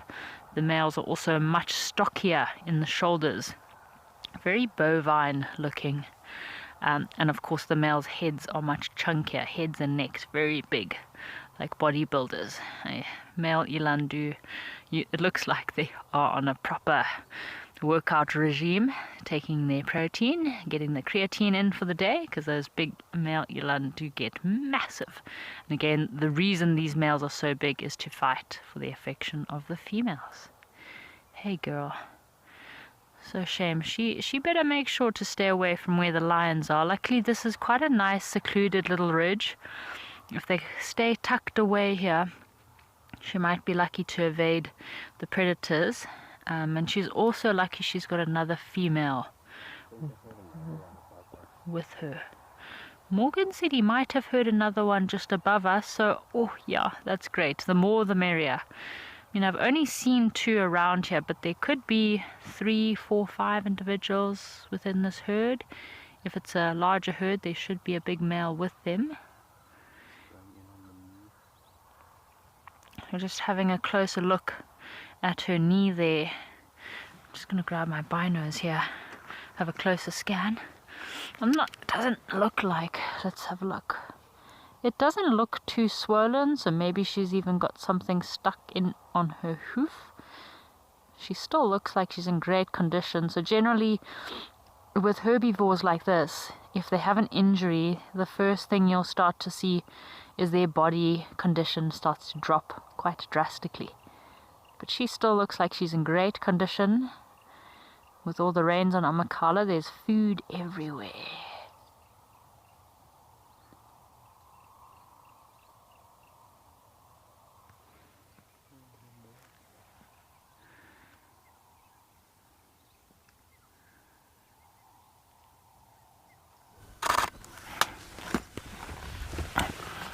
Whenever we come across elands here in the Mara, they're very skittish, they're very shy, so it depends on what area you are here, but we hardly see elands around this particular area. But a long search has come to a good price now. We have Mzuri, and Mzuri is in the company of Naserian, the very blonde marsh lioness. And you can see why it's called Mzuri. His mane is looking very nice. So Mzuri is translation for good. Something that is good is Mzuri. You can see he's rolling over, trying to wipe his scent. Kind of enjoying that spongy grass there. Looks like he wants to follow her. Big stretch there. Lion yoga. Yes, he wants to follow. Look at his mane, really Mzuri.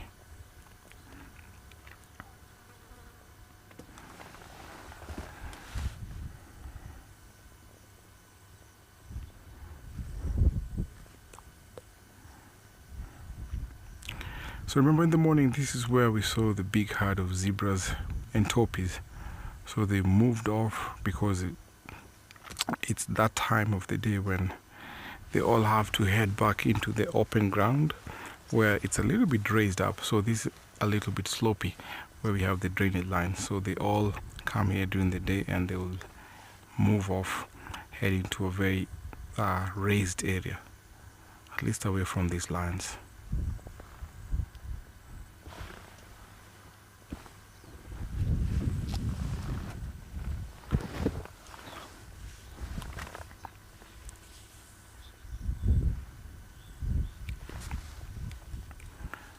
And the Alliance roar can be heard from about 8-9 kilometers, but with lions they can hear the roar up to about 15 kilometers away.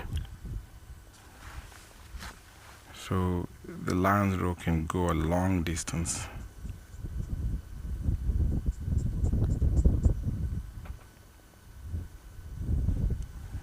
You can see he's deciding whether to follow her or not. Beautiful mane.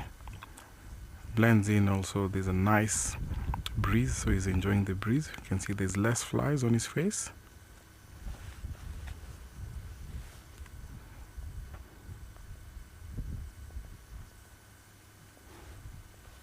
This is when lions become active on the cooler parts of the day, so they're going to be active the whole night. The last time they had a meal was about 4 days ago. So probably he'll be joining the lionesses to go for a hunt, because looks like Naserian is almost towards the end of her mating cycle also. Remember we talked about how many of the marsh girls were mating. All of them are to be in estrus.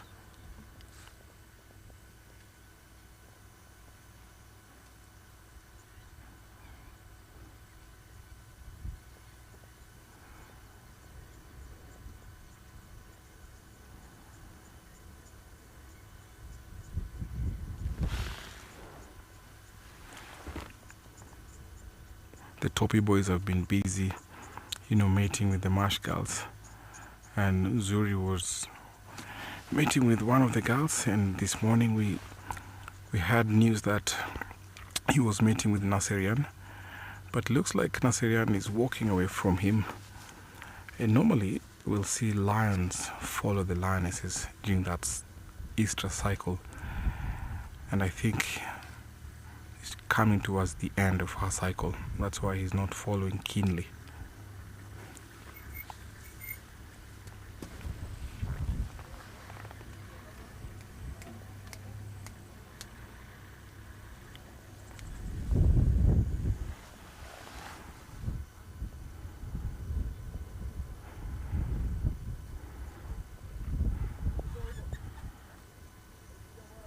You see, he's very smart. He's facing the wind, so the wind will blow away flies from his face.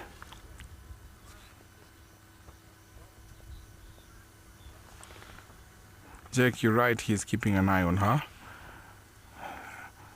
Just watching where she's going. There's some zebras up top the hill, and I think that's where she might be heading. See, she's downwind, so probably might be a perfect time for a hunt.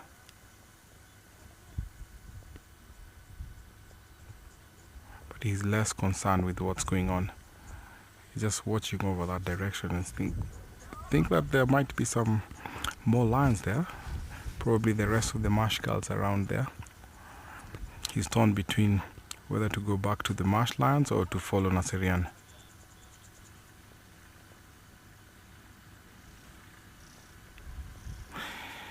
I'll keep an eye of Zuri while I send you over to Amy.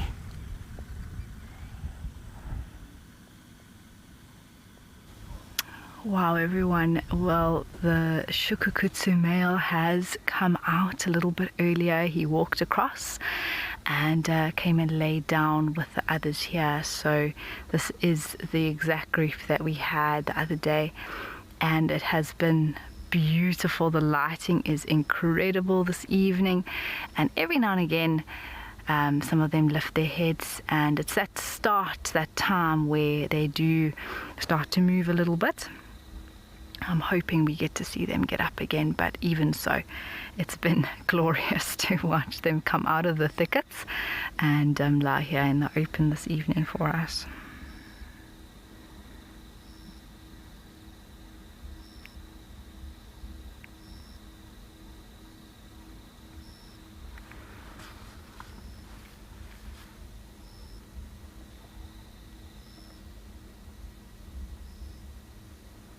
The male, one of the young males, is the only one still with his head up at the moment. I know, it's a powerful name, isn't it? It's like it just rolls off the tongue really nicely. He's laying flat here just in front of us.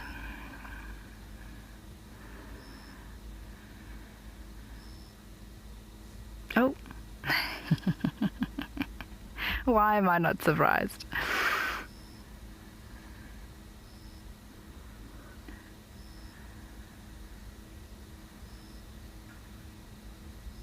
Lioness now has her head up a little bit, and like I say, it's actually coming to the time of the day where we expect them to start moving a bit more, so they aren't necessarily looking to have a really good snooze right now. More just, tummies are a bit full, although I think it was just either very pregnant female or one that has cubs that we first saw and got up and moved. You could just see how low her belly was hanging, so not full from a meal, I don't think. The others looked very healthy though, not to say that they haven't eaten since the last time we saw them, but they have moved quite a distance south from when we had them further up north on the reserve. So over the course of yesterday or the last 2 nights, they've made their way down to this area.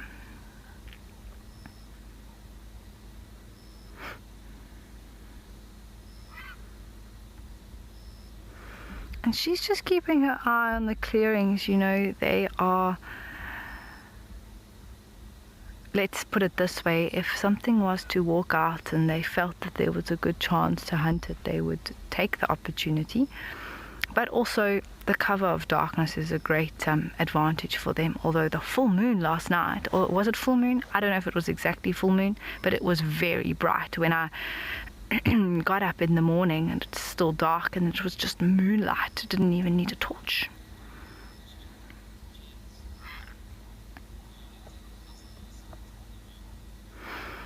Ooh, Ches, I don't think so. I stand to be corrected, but I think something maybe like vultures, birds of prey, have better eyesight, I think, in terms of distance and being able to spot a food source. Vultures are phenomenally good, but there very well may be another species in the wild, I mean worldwide, that has even better eyesight than a vulture. I mean, lions have very good eyesight, definitely, but I don't think it is the best.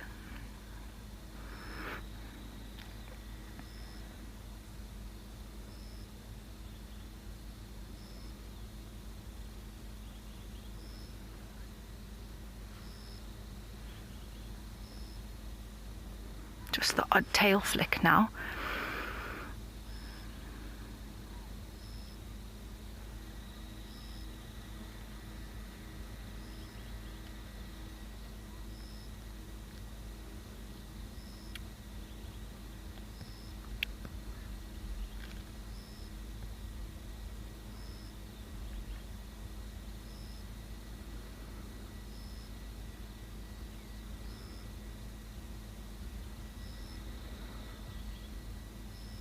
And we're not going to go anywhere. I mean, I think there's every chance that the lions might decide to move. We've still got over an hour of drive.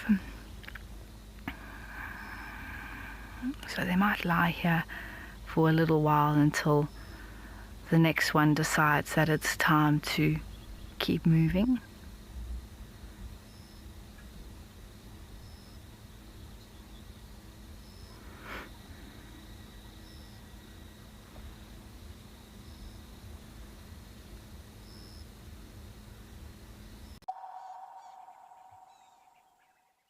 I'm Butch James, World Cup winning Springbok fly half.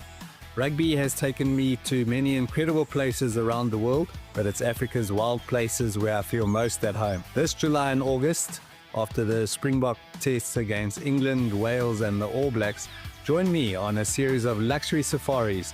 There we will share some rugby stories, open fires and some incredible wildlife sightings, all under the African skies. See you in the bush. Some rivalries don't need explaining. They're felt. They're etched into history. The All Blacks, the Springboks, head to head in South Africa. Join us for 2 unforgettable tests, from the fiercest rivalry in sport to luxury safari, hosted by a Springbok legend. Rugby and Safari by Wild Earth Travel. The greatest rivalry, experienced the only way it should be. We're going to be witnessing the relocation of a female cheetah that was born right here in Belgefontein Game Reserve. She's been moved to Lapalala Wilderness.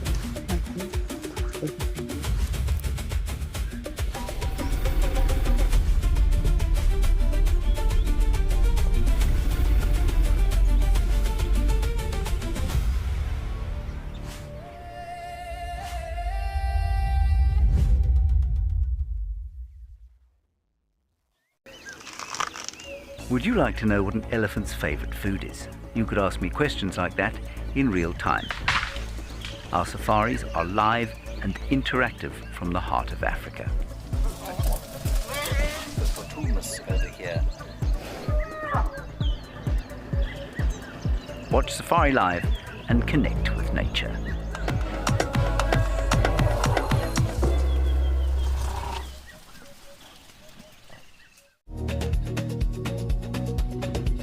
The energy levels are super high. There it comes, giving us a nice little walk by here now.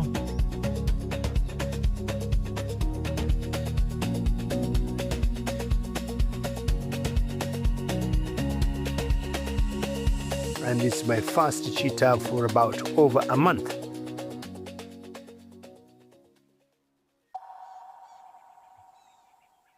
In the next tree. Are you ready? Are you ready? His intention is walking from one to the other. Okay, I'm going to put it on me. And then pause it. Elish. We're good. There we go. Is he going to check it out? Going to give it a little push.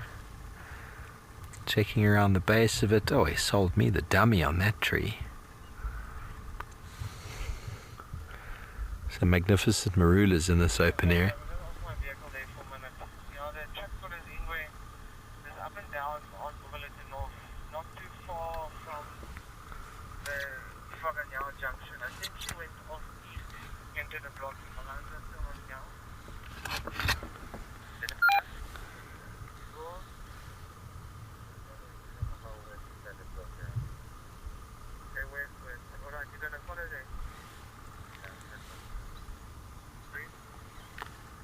Pete, can I come give you a hand there? Where would you like me to check?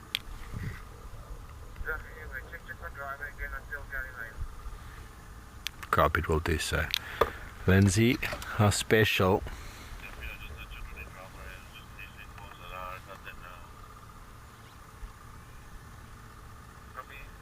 Magnificent elephant bull.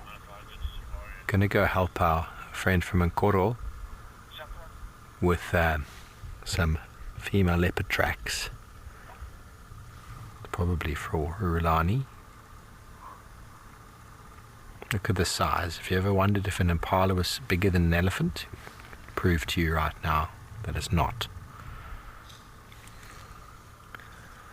You see, it's not that the elephant is aggressive towards the impala just knows that, hang on, I won't hang out too close to that fellow. He's got very firm boundaries. His head is moving. He's walking quickly towards the tree. There's something happening. Yes, he just touched it. It's like, nope. Maybe. Let me have a little look. Is there anything on the ground here? Do I need to push this one? Onwards we go to the next tree. Okay, well, let's go and check in with Kerry off the vehicle.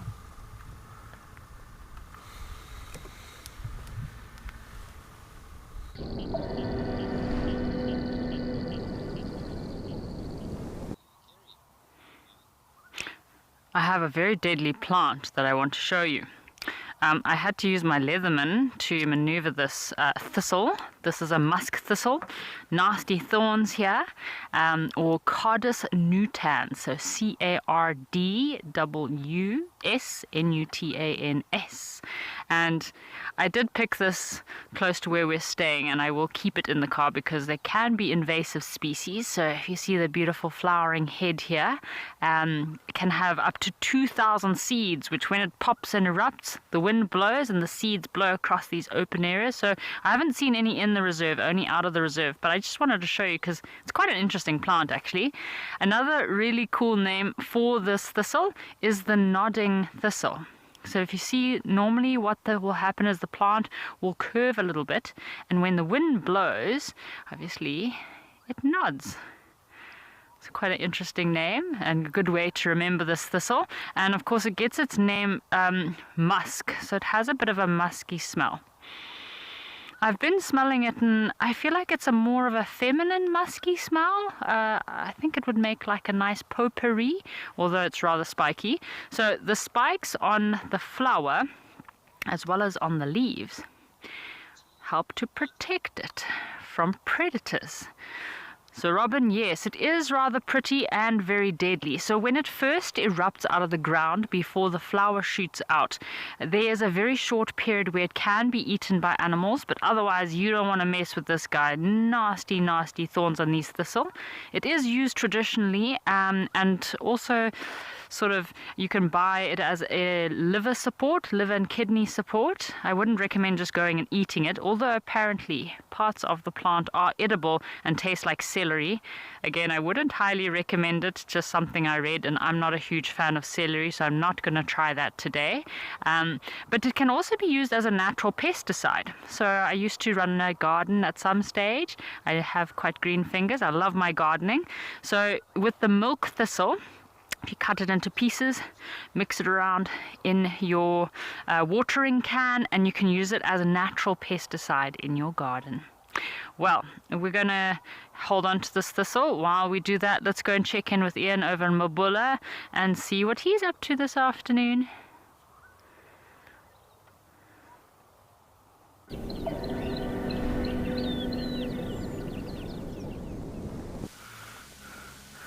Well, welcome to Mabula, and we left the Ellie and we heard there was a cheetah sighting brief cheetah sighting, so we thought we'd try luck with cheetah. That was one of the females.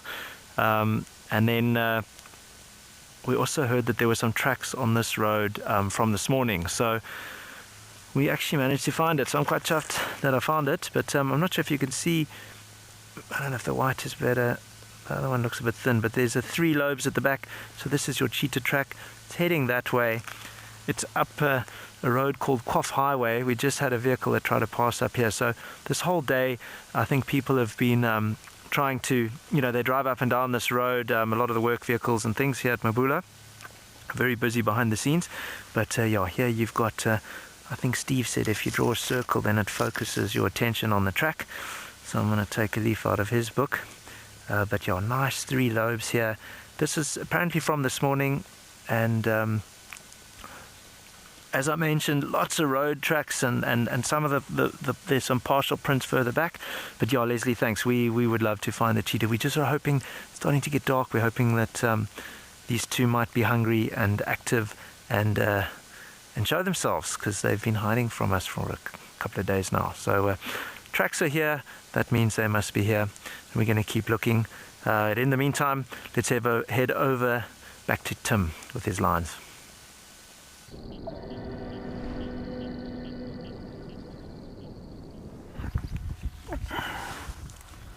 Good luck with the cheetah find. Right here, Nasirian has decided to sleep in the open area, and you can see this entire place, the grass is very short. This is where the zebras and the topi are, so they've utilized and ate a little bit of everything. So she's a little bit exposed.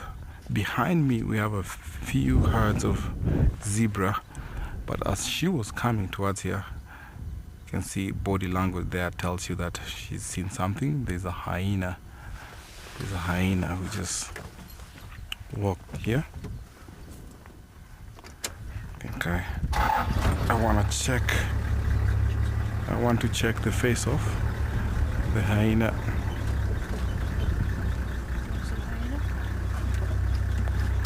Hyena's around,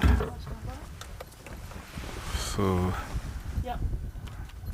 he's picked up the lion scent, and you can tell, you just watch the body language and tells you that what's going around. As soon as they shift their attention, there must be something. And yes, there's a hyena who came to investigate, and she's seen that the lion is not friendly, can be attacked by the lion, because sometimes they'll give them away whenever they want to hunt. I can hear the stallions calling in the background. They haven't seen their lions yet. So a Thompson gazelle gave away, snorted a little bit, and that's what prompted the lioness to lie on the grass.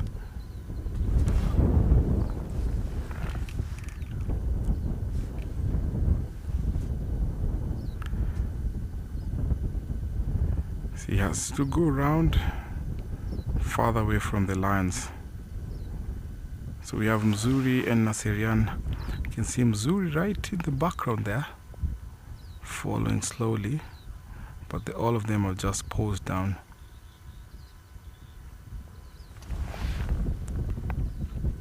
Lindsay, the lion cannot be attacked by the hyena, but the hyena are opportunistic also. They will follow lions, especially at times like this.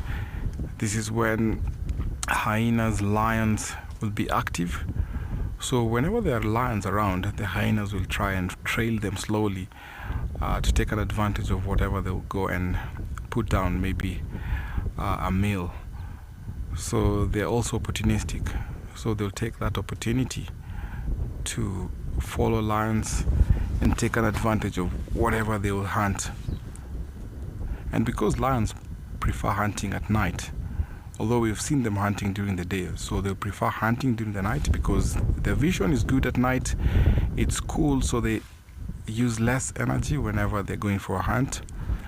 So hyenas will also follow lions. I've seen countless times when a hyena will take advantage of that, and if it's a lone lioness like her, little did the hyena know that there's a male lion here. He didn't know that Nzuri was around. So that's why you can see the hyena just went farther away, so they'll take advantage of that, but cannot really attack the lioness on her own.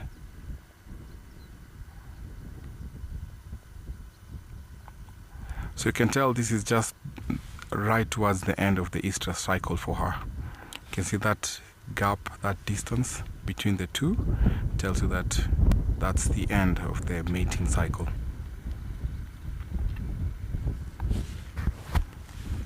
It's a little bit windy, so wind is blowing from us to the land, so meaning that they are downwind.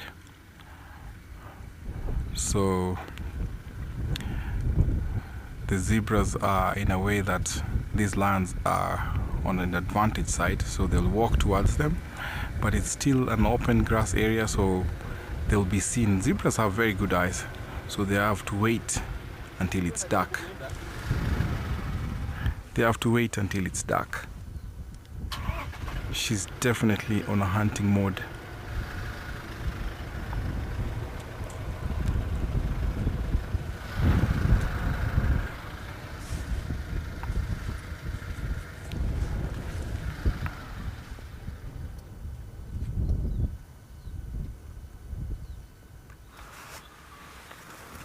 Thanks, Tim, and welcome back. Our boy has shoved a torchwood tree,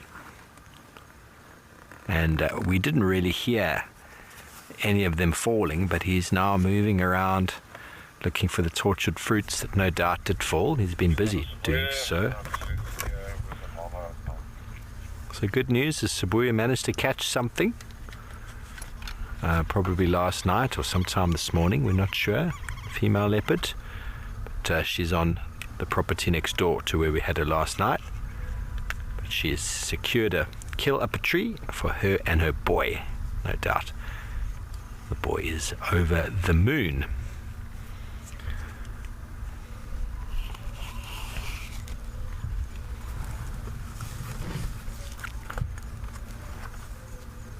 Now the elephants this time of year, I've spoken about it before in this stint, they walk around looking for these torchwood trees.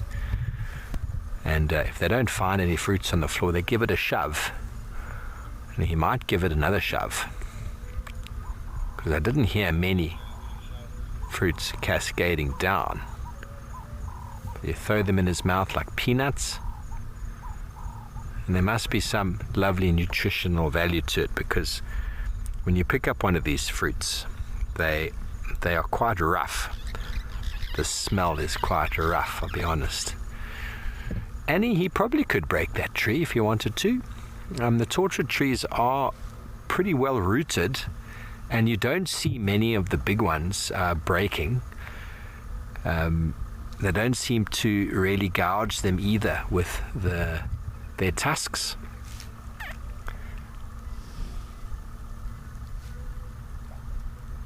And you don't see too much damage to a torchwood tree when they're big, but the little ones get smashed.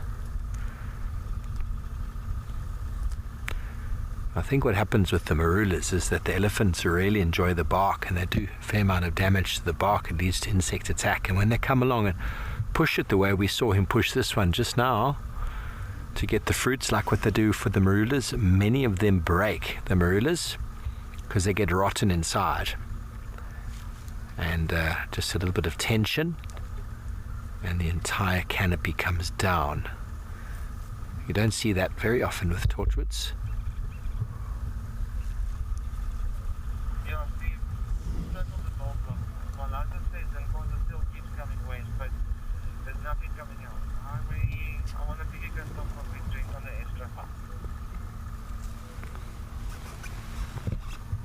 Copy that, Pete.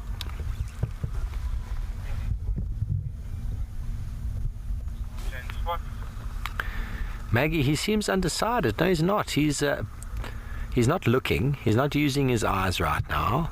He is smelling the fruits on the floor. Smelling. His trunk is moving around, sniffing, smelling. He finds one. He just lops it into his mouth.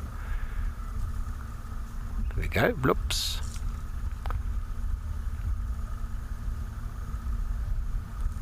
And he will chew on them, and then the body will break down the fruit itself, and out in his dung in about 20 hours or so.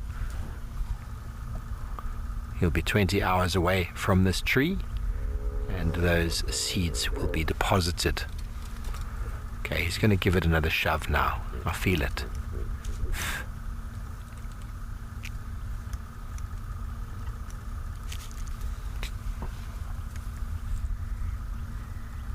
A couple of marks there on the branch, on the bark where it's been attempted tusking.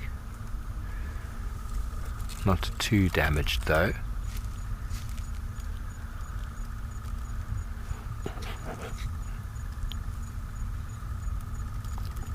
Looking for fruits in the little nooks and crannies there. You see the little marks.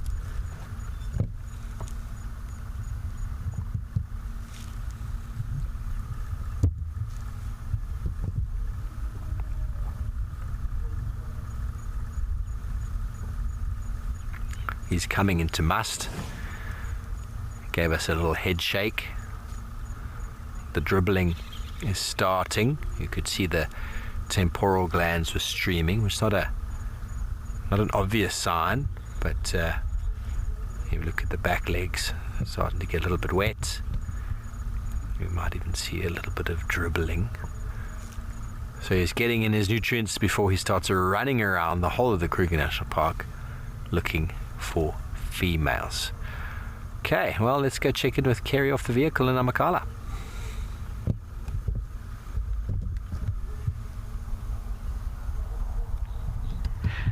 So Morgan and I haven't really moved much. We have run out of roads to drive on. So we are on a stakeout at the moment, hoping that our cheetahs pop up somewhere. So while we do that, we have got some mushrooms. I love my fungi. So here we've got a piece of elephant dung with some little mushrooms growing out. You can see these little mushrooms here. These are fresher. You can see these mushrooms obviously are a little bit old now. So these mushrooms are possibly from the Diconica family. Elephant dung loving Diconica. I can't find a common name, just Diconica, the brown Diconicas. So mostly they'll grow on elephant dung early in the morning. I love the ink mushrooms also will grow out of elephant dung. So ink mushrooms normally early hours of the morning, you'll see them erupting and popping out of elephant dung. And as soon as it starts getting hot and the sun comes out, normally they wither and die. Whereas these Diconicas seem to keep their structure throughout the day, and it's so important. So elephant dung is packed with partially digested plant material. So it's not, elephants don't have a very efficient digestive systems, and that's when these little guys come in huge handy to help digest elephant dung. So we started our day with a very fresh elephant dung. This is a very old elephant dung. So once an elephant has obviously left his parcel, it is dug and scratched with squirrels as well as birds. Christy, yes, if you look at them closely, they do look quite cute, these little mushrooms here. So yeah, the elephant's dung, once the squirrels and the birds have had their way with the dung, scattered it all over the place, then the fungi sets in. Fungi is so important, so they'll go through and recycle this elephant dung and turn it into nutritious manure, nutritious compost. So some of these mushrooms, I know, like with the ink mushrooms, I'm not sure about with these Diconicas, but with the ink mushrooms, they do have hallucinogenic properties. I don't recommend going around and tasting mushrooms in elephant dung, but they can have interesting properties. Alrighty folks, we're gonna start making our way and see if we can find those cheetah. While we do, let's head across to Tim, who's with his cats over in the Mara.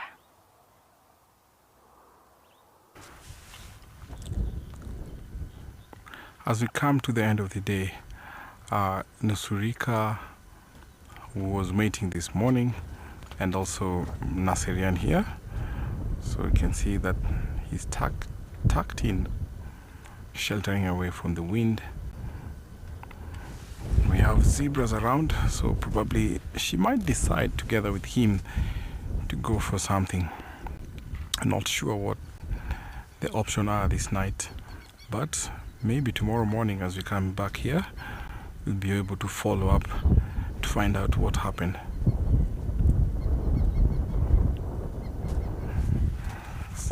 it's windy because we're in an open area, so I'm taking advantage of my ragged wear jacket.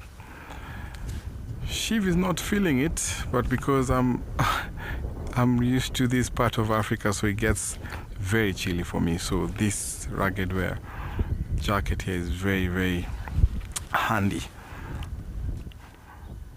So let's just take some moment of silence as we watch what she will do before we call it a night from Governor's area.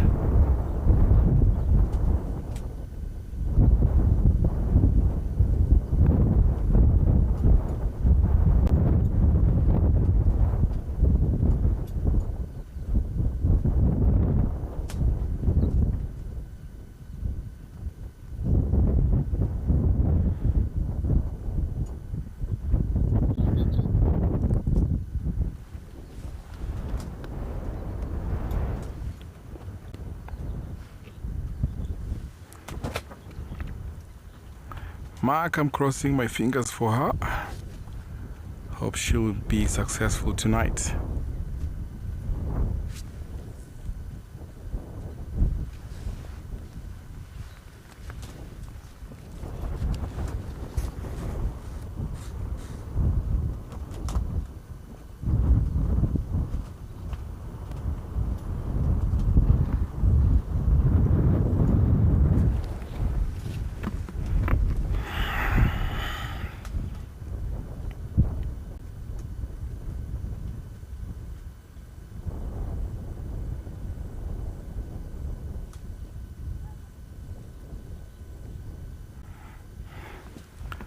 It's good night from the Mara, so I'm gonna send you over to Amy and see you again tomorrow as we take over to see what unfolded here.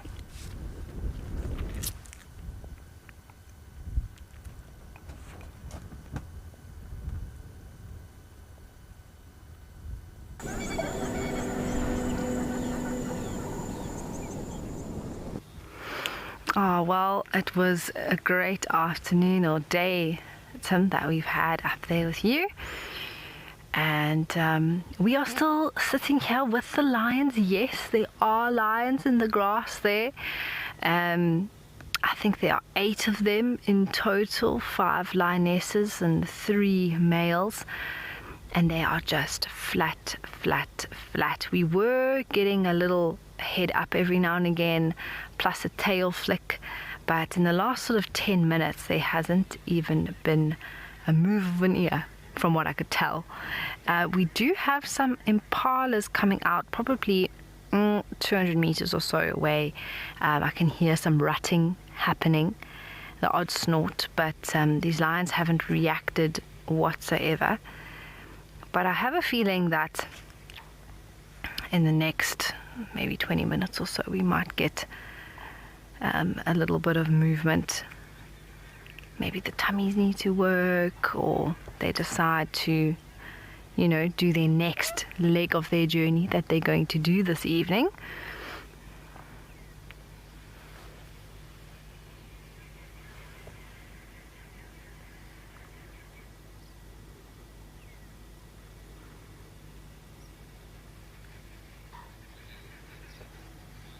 Yeah, Lydia, I think they're looking in really good condition, in my personal opinion. All of the lions, they, the ones at least that are here, they were looking really, really good.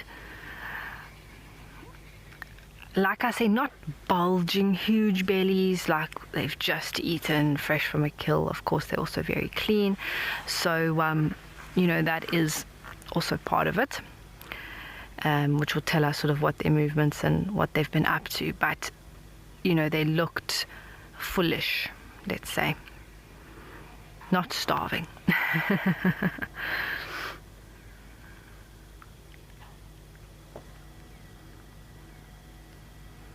Wonder if an impala has actually spotted them at all, or if... No, I don't think so. I think that is just rutting snorts that's happening in the background.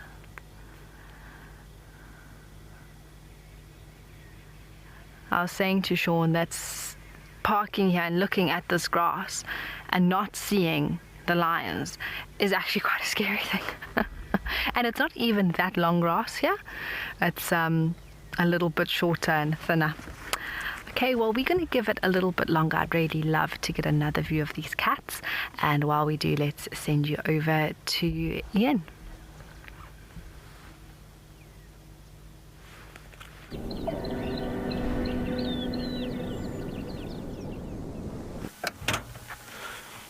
All right, everyone. Well, we're still looking for these cheetah. The sun has set and it's definitely starting to cool down. I haven't really seen too much tracks other than that one that we had earlier. So we're just sort of driving around a few of these areas. I think we're going to keep going. But it's been a bit quiet. I think we've seen wildebeest and a couple of birds. Golden-breasted bunting, common bulbul. Lots of zebra tracks and wildebeest tracks though. But no more cheetah tracks. So I'm really hoping that if they are in this area, we might get lucky. They might start to hunt or get up or be active. Still quite a bit of water here.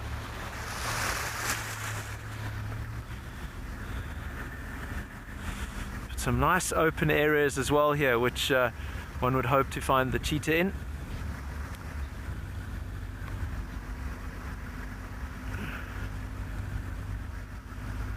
Vicky, I think they might stalk them a little bit. I'm not too sure how long they would follow them for. I think with cheetah they need to gauge whether the prey is close enough and worth the effort and the energy. They expend a huge amount of energy sprinting after their prey. So I think they want to try and minimize that distance. But for how long they actually follow them, I'm not too sure. I would think they kind of just try and get the opportunity to get close, and if they are close, then they will they get an opportunity, they will hunt. Otherwise, if the prey keeps moving off, that's usually probably because the prey has seen them and spotted them and has taken off, and they've decided that it's not worth the effort. It's an interesting looking log under this tree. I think it's a log though. I'm a bit short here. It just had that sort of look of a cat sitting up. That's kind of what we're looking for in this long grass. You can see grass is probably about 1.5 meters, 2 meters high. But hold thumbs that we can find these cheetah. I would really like to find these two, if they are even in this area. Sadie, well, we had that separation of these two, but I think it was after the hunt. I don't know if you remember, when was it, about a month ago, the two brothers killed a baby giraffe, and then I remember that they had split up for a couple of days, and I know the researchers, everyone here at Mabula was quite worried that the two had, the one had been injured because they had been separated. So I think they try and keep as tight as possible, but they probably do separate due to circumstances out of their control. And then they will try and contact each other with their little contact calls, their whistles, their shrills, their bird-like sounds. Oh, we've got another vehicle here, but no cheetah. The radio's been very quiet in the last hour or so. But I guess it goes like that. It goes like that. Hello, everyone.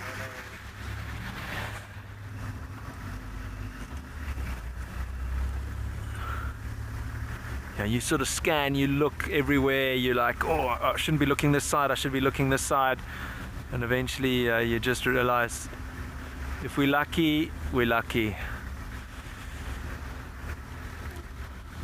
Let's hope we get lucky though. And while we do that, let's check out Virtual Safari with Rolf.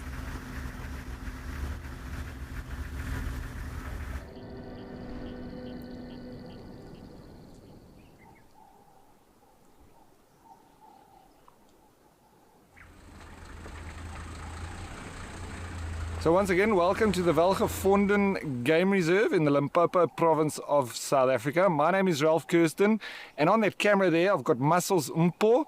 And today we've got Koenraad Pretorius. He's one of the local guides here on Welgevonden, and he's going to take us on a walk down to a little bit of a cultural, historical site where there are some Khoisan paintings. So we're going to go and have a look at that, and we'll have a bit more of an explanation as we get down there. But it's just on the banks, on the cliffs of the Taibos River Valley, and I'm pretty sure we're going to have lots of interesting anecdotes to talk about.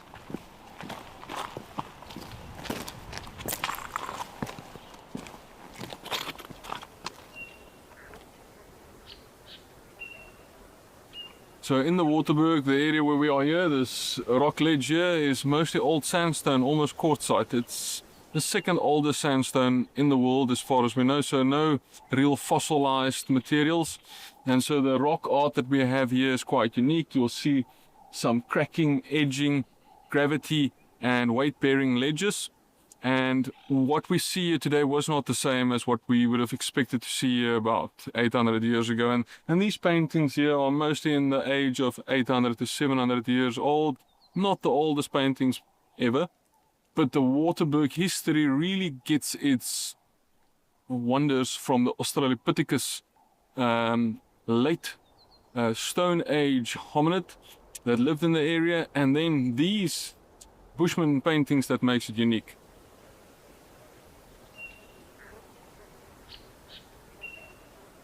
Right, what we have here, guys, are quite faded paintings of the Bushman.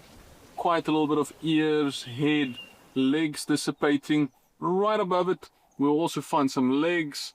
And I'm very tempted to take a cloth and clean up and see what it is, but that would be to the detriment of the images. Right here we've got also an animal that is somewhat zebra representing. The Tessebe or hartebeest have been found quite regularly in the Waterberg, representing good favorable omens of weathering conditions, climate change, to the favor of the Bushman.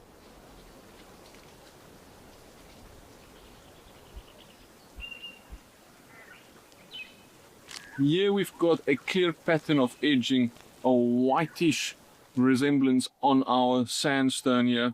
And we've got a little bit of a straight section here, a little bit of a straight line back.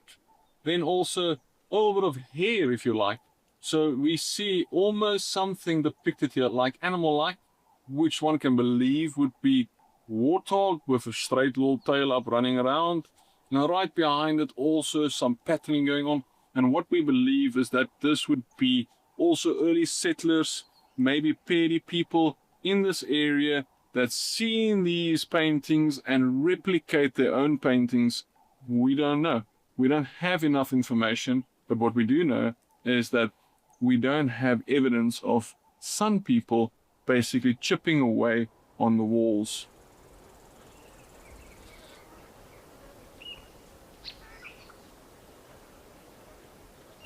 But then my favorite of this place is a drawing on the far left of me, on the east here. We're going to move a little bit closer to it because this is really something that I think gives significance to this area, and an explanation that this area represented a Facebook feed for the Bushman, news on the go.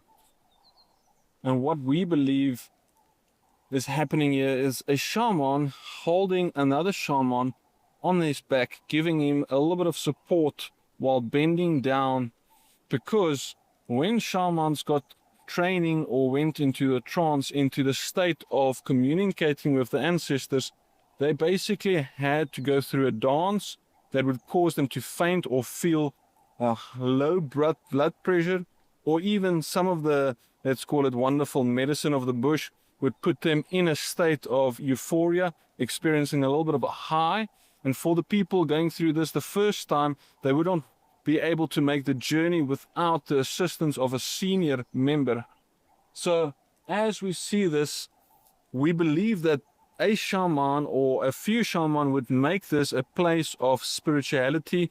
This specific area that we're now at the edge of the river here would have been a place of education of younger shamans, because this was needed for the wisdom and the continuation or continuing of the tribe.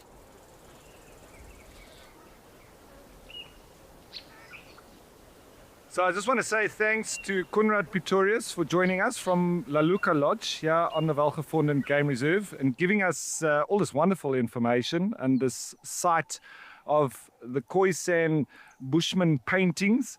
I just think it's absolutely fascinating. It's wonderful. And this area here, it just feels like we are standing with the ancestors. Should we make a fire and stay here tonight? Well, thanks, Rolf. After 9 years spending some little bit of time with you under this holy grounds, what a privilege.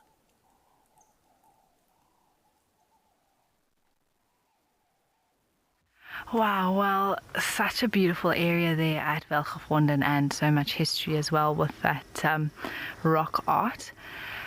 The lines are still flat, but there is an elephant that came up from the river and is just moving slowly through the plains here at dusk, and isn't that just beautiful?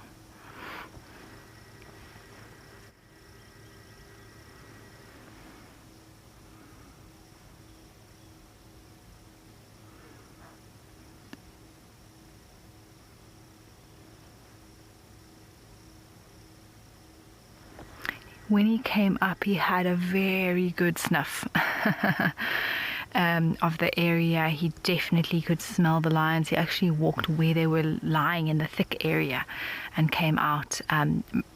Had a bit of a moment where he was deciding what he wanted to do, and then decided to move in the opposite direction.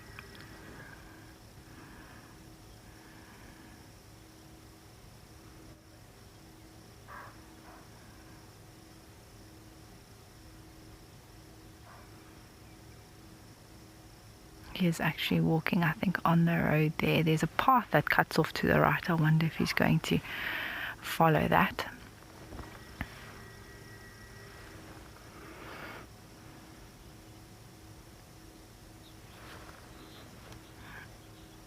Yeah, Robin, I agree with you. They really are never in a rush. We're going to try and just keep up with this boy a little bit longer before he disappears. And get another view for you.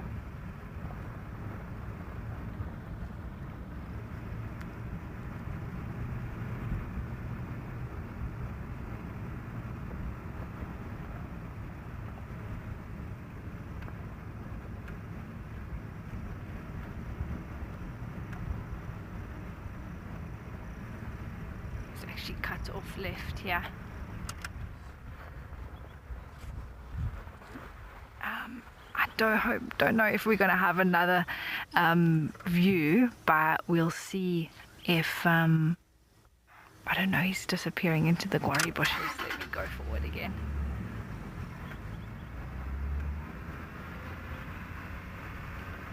I think if I just go past this bush, we might get one last view of him for you all, everyone, before he disappears. There he is.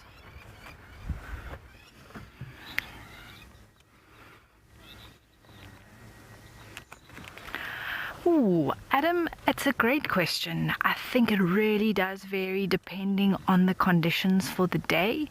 So, you know, if the wind is blowing in their favor, it could be kilometers, but if it's against them, maybe not even 100 meters, because there's nothing for them to pick up on. But in that case, that elephant was probably about 100 meters from those lions, and he walked exactly where they were, but then went in the opposite direction, and it's completely still this evening. So he was just checking, okay, can I work out where this potential threat is, or am I, fine to move in a particular direction? I can still see him there just behind, but I think he has sort of disappeared, everyone.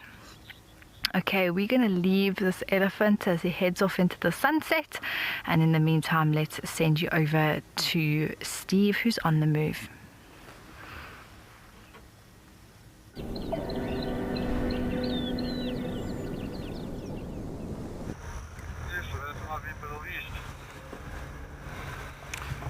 Well, we left our lovely boy to do his thing. We come into the area to help our colleague with some leopard tracks, but we haven't seen any.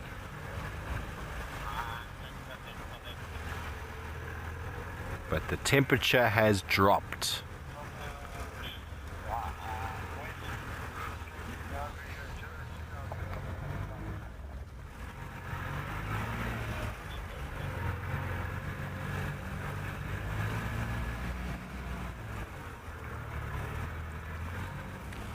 So it's been the highlight of the stint in Poza. We've had some remarkable sightings with unkuhumas with the cubbies on 2 buffalo kills. We've had the Nzenga males calling. We had Sibuya and her youngster together once. Then we found the Sibuya youngster on his own. A wonderful sighting with him yesterday morning. Lovely afternoon sighting with Sibuya. And then some nice activity with Kuchava and the Nottens male. That was very special. And then TP the boy. We saw him too.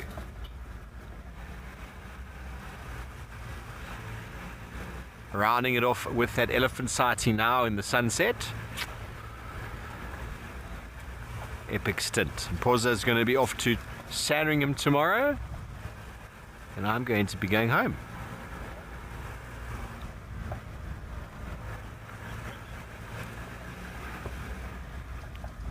Hello.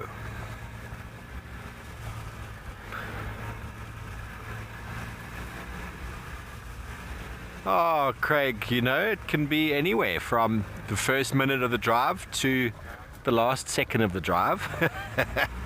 It's really whenever we're sort of driving around in the hope of finding something, it becomes challenging with no content at this time of night. So there's always the hope that something will just materialize, and it's generally an evening thing because these animals are active at night, getting mobile, getting up. They might have been sleeping in the block and now they're moving. Funny story I've regaled before, but takes me back to a while ago. I hadn't started at Wild Earth yet, but Byron Soraya was here and he'd been out all afternoon looking for Tingana, who's the dominant male leopard of the area back then, and I think he'd spent the whole afternoon looking for him. And back in the day we didn't have the dash cam for our closing, so there was Brian busy doing his closing, and he was like, "So everybody, thank you so much for the afternoon." And Tingana walked behind him and the director's like, there's a leopard over there, and he was like, wow, and it was the end of the show. So that, I think, is where the last minute leopard came from before my time, and it's kind of stuck. So I'm sure some of you viewers watching remember that. I think that was in possibly 2016, 2017, I don't know. It was before I started. So I think that's when the last minute leopard was born. So anyway, in the last half an hour to the last 5 to 10 minutes of the show is sort of the agreed upon time. Sadie, there is something special about finding last minute cat, or not finding it and it walking behind you as you're closing the show. That's about as special as it gets.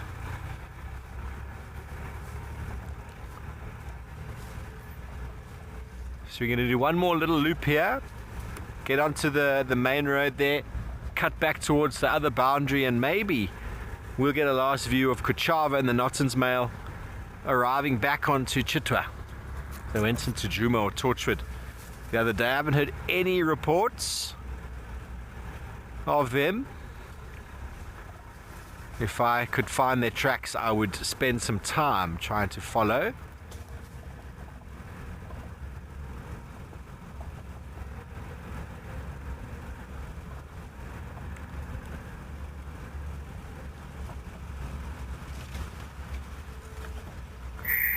Okay, well, yesterday morning we had a wonderful moment with Sibuya's youngster having a couple of zoomies in tree.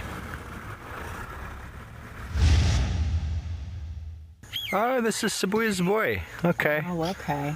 Thanks, Kimberly. So I'm not sure exactly how old he is, but he's a similar size to her. He's a little bit smaller, but we're not far at all from where we saw him a couple days ago. I'm terrified. There is a leopard up the tree. And that alarm call, very reliable. Thank you. There's a crested Franklin.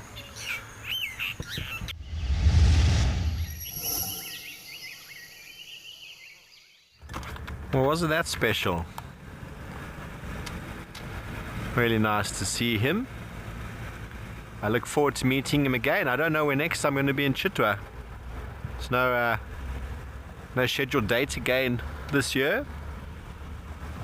So who knows when I'll see my next leopard. I'll do some work in Sandringham. Bit of a challenge there, but we do find them. They seem to be popping up a little bit more. But I do enjoy working in this area.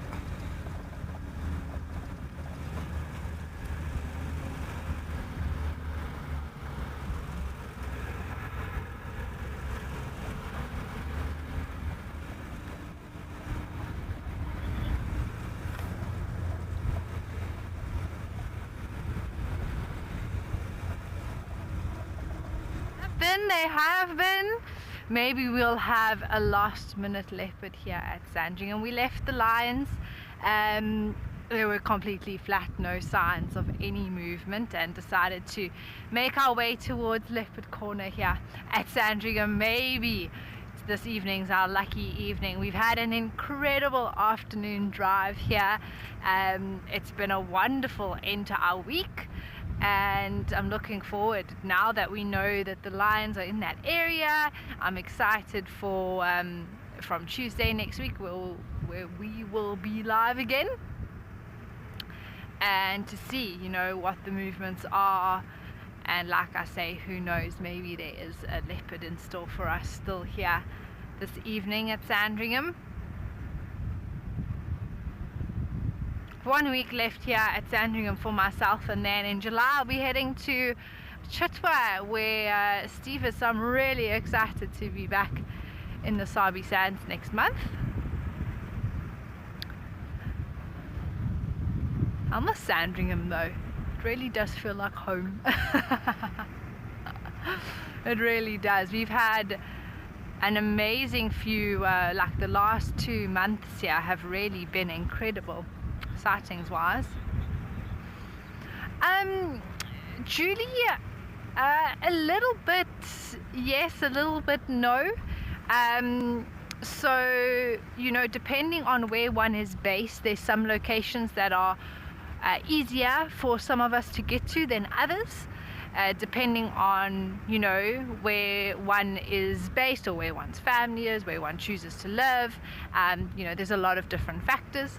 And so yeah, that plays a huge role in sort of where we get offered to go to. But at the same time, if you put your hand up and say, look, I'm actually, you know, willing to travel to X, Y, and Z, even though it's quite far from home, then, you know, depending on what the schedule is and how everything works out, one may get the opportunity to go or request to go to a different location.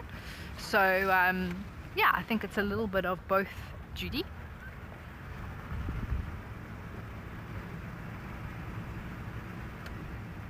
I really do want to see Amakhala one day. I don't know when it will fit in or how it will work to get there for me from living up here, but Eastern Cape is home, where I grew up, so definitely a strong connection to that area, and it would be awesome to be able to meet the Ellies of Amakhala. I'd love to go and see them, see the cheetah, and it's an amazing thing to be able to visit some of these places that we all get to share during Wild Earth. Okay, well, while we see if there's a last minute leopard around here somewhere, let's send you over and see what's happening in Mabula.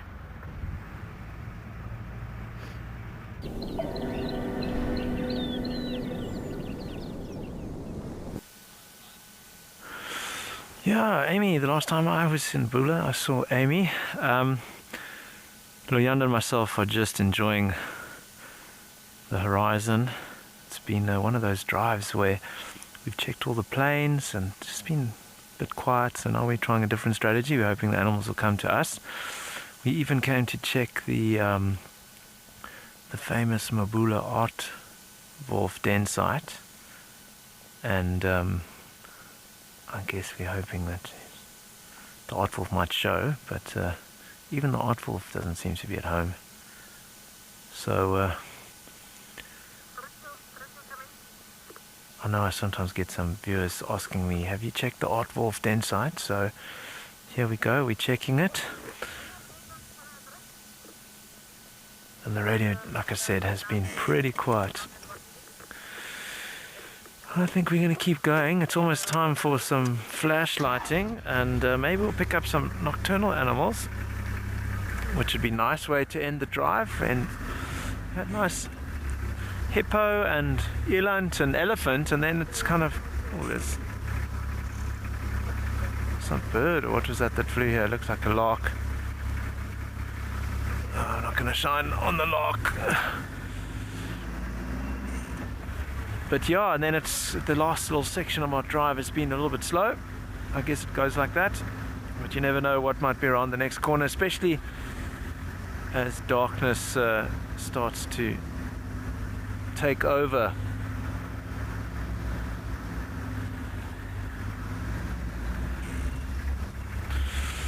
We're going to keep looking, but yeah, let's just go and check in to a highlight of that art wolf, the last time we saw the art wolf. Well, we're still here, watching and waiting with anticipation for our art wolf to move it along, I guess. It seems to be still stuck in La La Land. And obviously, now that we've watched the sunset, the temperature is starting to drop naturally, and it is getting a little chilly. And we're hoping that this particular breeze, or this little movement of air, might entice our art wolf to continue his feeding mission, or her feeding mission. Don't know if it's a he or a she. Very, very pretty animals, massively fluffy tails, and very cool looking snout, big ears, pretty coats.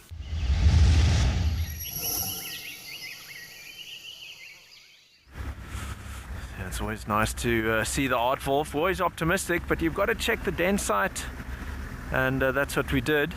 The other evening we were coming back from dinner, and we actually saw a civet on the road, so that was pretty cool. It didn't hang around long. It sort of just scuppered off the road down a culvert and or what do you call it, a mitre drain, and off it went.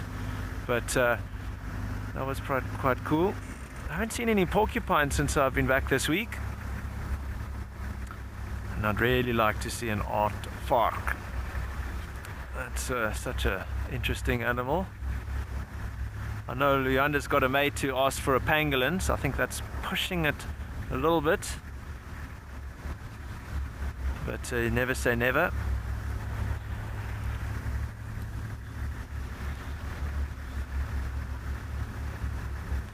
Ben, no, it's more like closely related to a hyena, although it eats termites. So interesting animal, part of the Shy Five, and yeah, the Shy Five always gets people a little bit confused, and some people have different versions of it.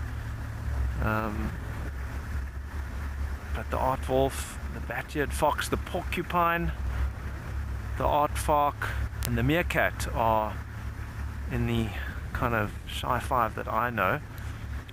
She wrote a kiddies book about it once upon a time. That was quite fun. And then I know there was an author from Cape Town. He wrote a book about the extremely Shy Five, and in there he had if I can remember correctly, the Cape leopard, the white lion, the riverine rabbit, the pangolin, and I forget the fifth one. It could have been an aardvark. I can't quite remember. Have to ask Mr. Fox. But always exciting, and I have to say the night drives here at Mapula have been pretty productive from my limited experience. Just getting dark now. We have moved to a slightly earlier game drive, so just as we finish the show it starts to get really dark, but we'll keep looking. You never know what's around the next corner.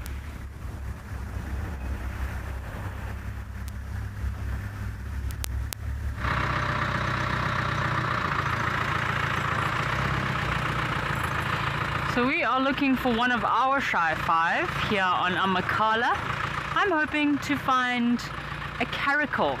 There's been a caracal reported in this area, so I would love to find this caracal. It's been very shy. I'm gonna switch off here and we're just gonna slowly roll.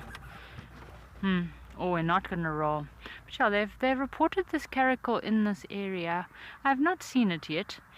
The yellow mongoose, there is a few that also roam around the same area, and we've been trying to show them to you desperately, but they're quite quick little critters. They don't like to hang around for anything.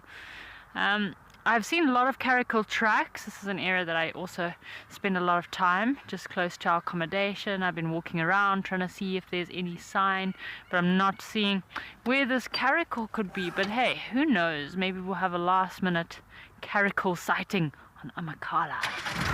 That would be really awesome. I'd love to see a caracal. Amakala. So truly, yes, mostly solitary. Caracals are solitary unless they're breeding. So during mating season, that's when you can find a male and a female together. Or if you find a female and she has some little cubbies with her, or little pups. This is also a good area to look out for spring hare. There's often spring hare bouncing around just outside our accommodation. So maybe we'll be lucky and find a spring hare or two for you. Always looking to add some new species to our list. And I'm not seeing any spring hare. Where could they be? We almost started with some of our denims busted that also hang out in this area. I actually saw 5 today, but the hardy-dars got a fright, flew away and chased away our denims busted, unfortunately. But we saw them the other day, so maybe we'll get a better view, but they are very skittish.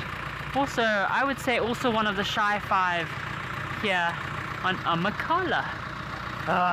Those hardy-dars, I can't tell you how much I do not like them. I dislike hardy-dars very, very much. I need a lot of hardy-dars on Amakala. We have a love-hate relationship with hardy-dars. Come on, caracal. Where could you be? Maybe we'll be able to roll now.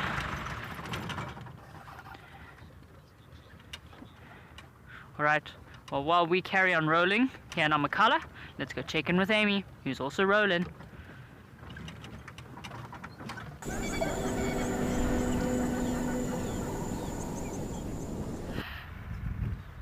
Oh my gosh, that's you know, Kerry, I hear you. I would also have a love-hate relationship. I know Morgan loves hardy-dars, his favorite bird, but when they scare off your denims bastards, it's not good. That's a very beautiful bird. Also a large, basically ground dwelling, but they do fly as well. A bird, and I've been fortunate enough to see that, and the Ludwigs as well, which is also another beautiful bird, part of that family. A caracal, Kerry? Oh man, I would love to see a caracal. I haven't seen one here, Sandringham or Serville, but I do think they occur. It's just a matter of right place, right time, getting that lucky timing right, which you never know when that's going to happen.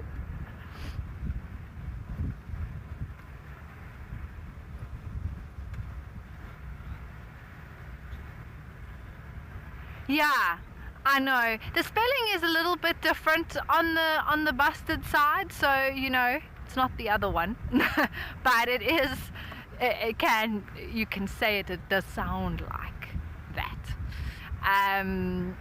But yeah, I'm not actually sure the history of the name, to be fair.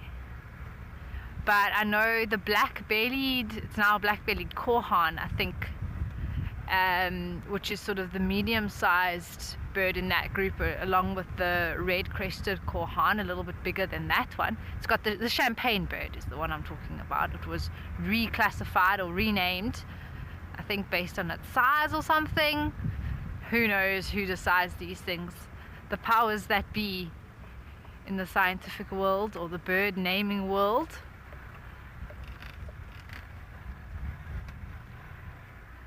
It's a little bit of a nuisance if you ask me, these names and renames, and then we go back to this one and back to that one. I think my colleagues will agree. Ooh, head to Ian.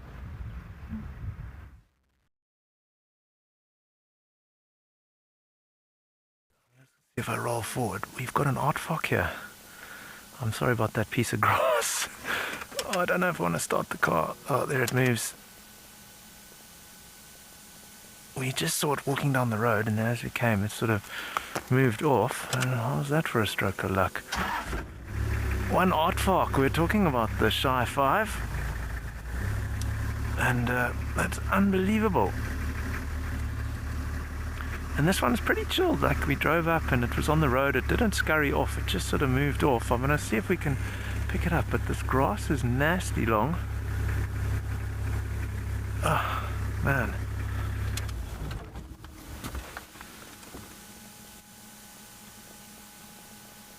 You can hear it scratching, digging.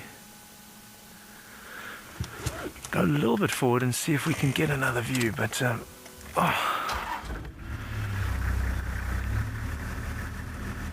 that's amazing, Grace. I saw one with BK also after the drive, but that didn't help for putting it on the drive. Oh, no, I can't see anything here. This grass is so thick. Tim was talking about a fire. It would be great if we had a bit of a fire come through here. Not a big one, just to take rid of some of this sort of big, long grass.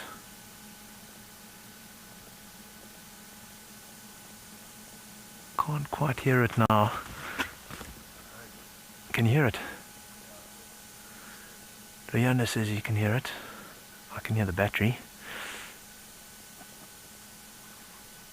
But that was amazing. I'm going to take that, and yeah, we'll just sit here and see if it decides to put its face on television.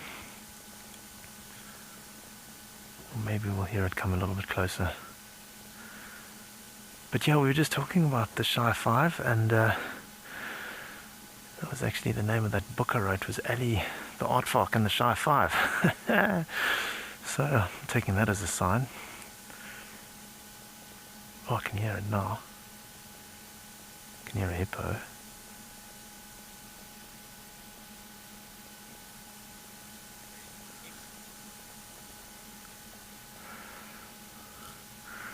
Yeah, thanks, David. Always a compliment well received. I think the team's been working really hard. Sounded like they had some interesting sightings. Always different.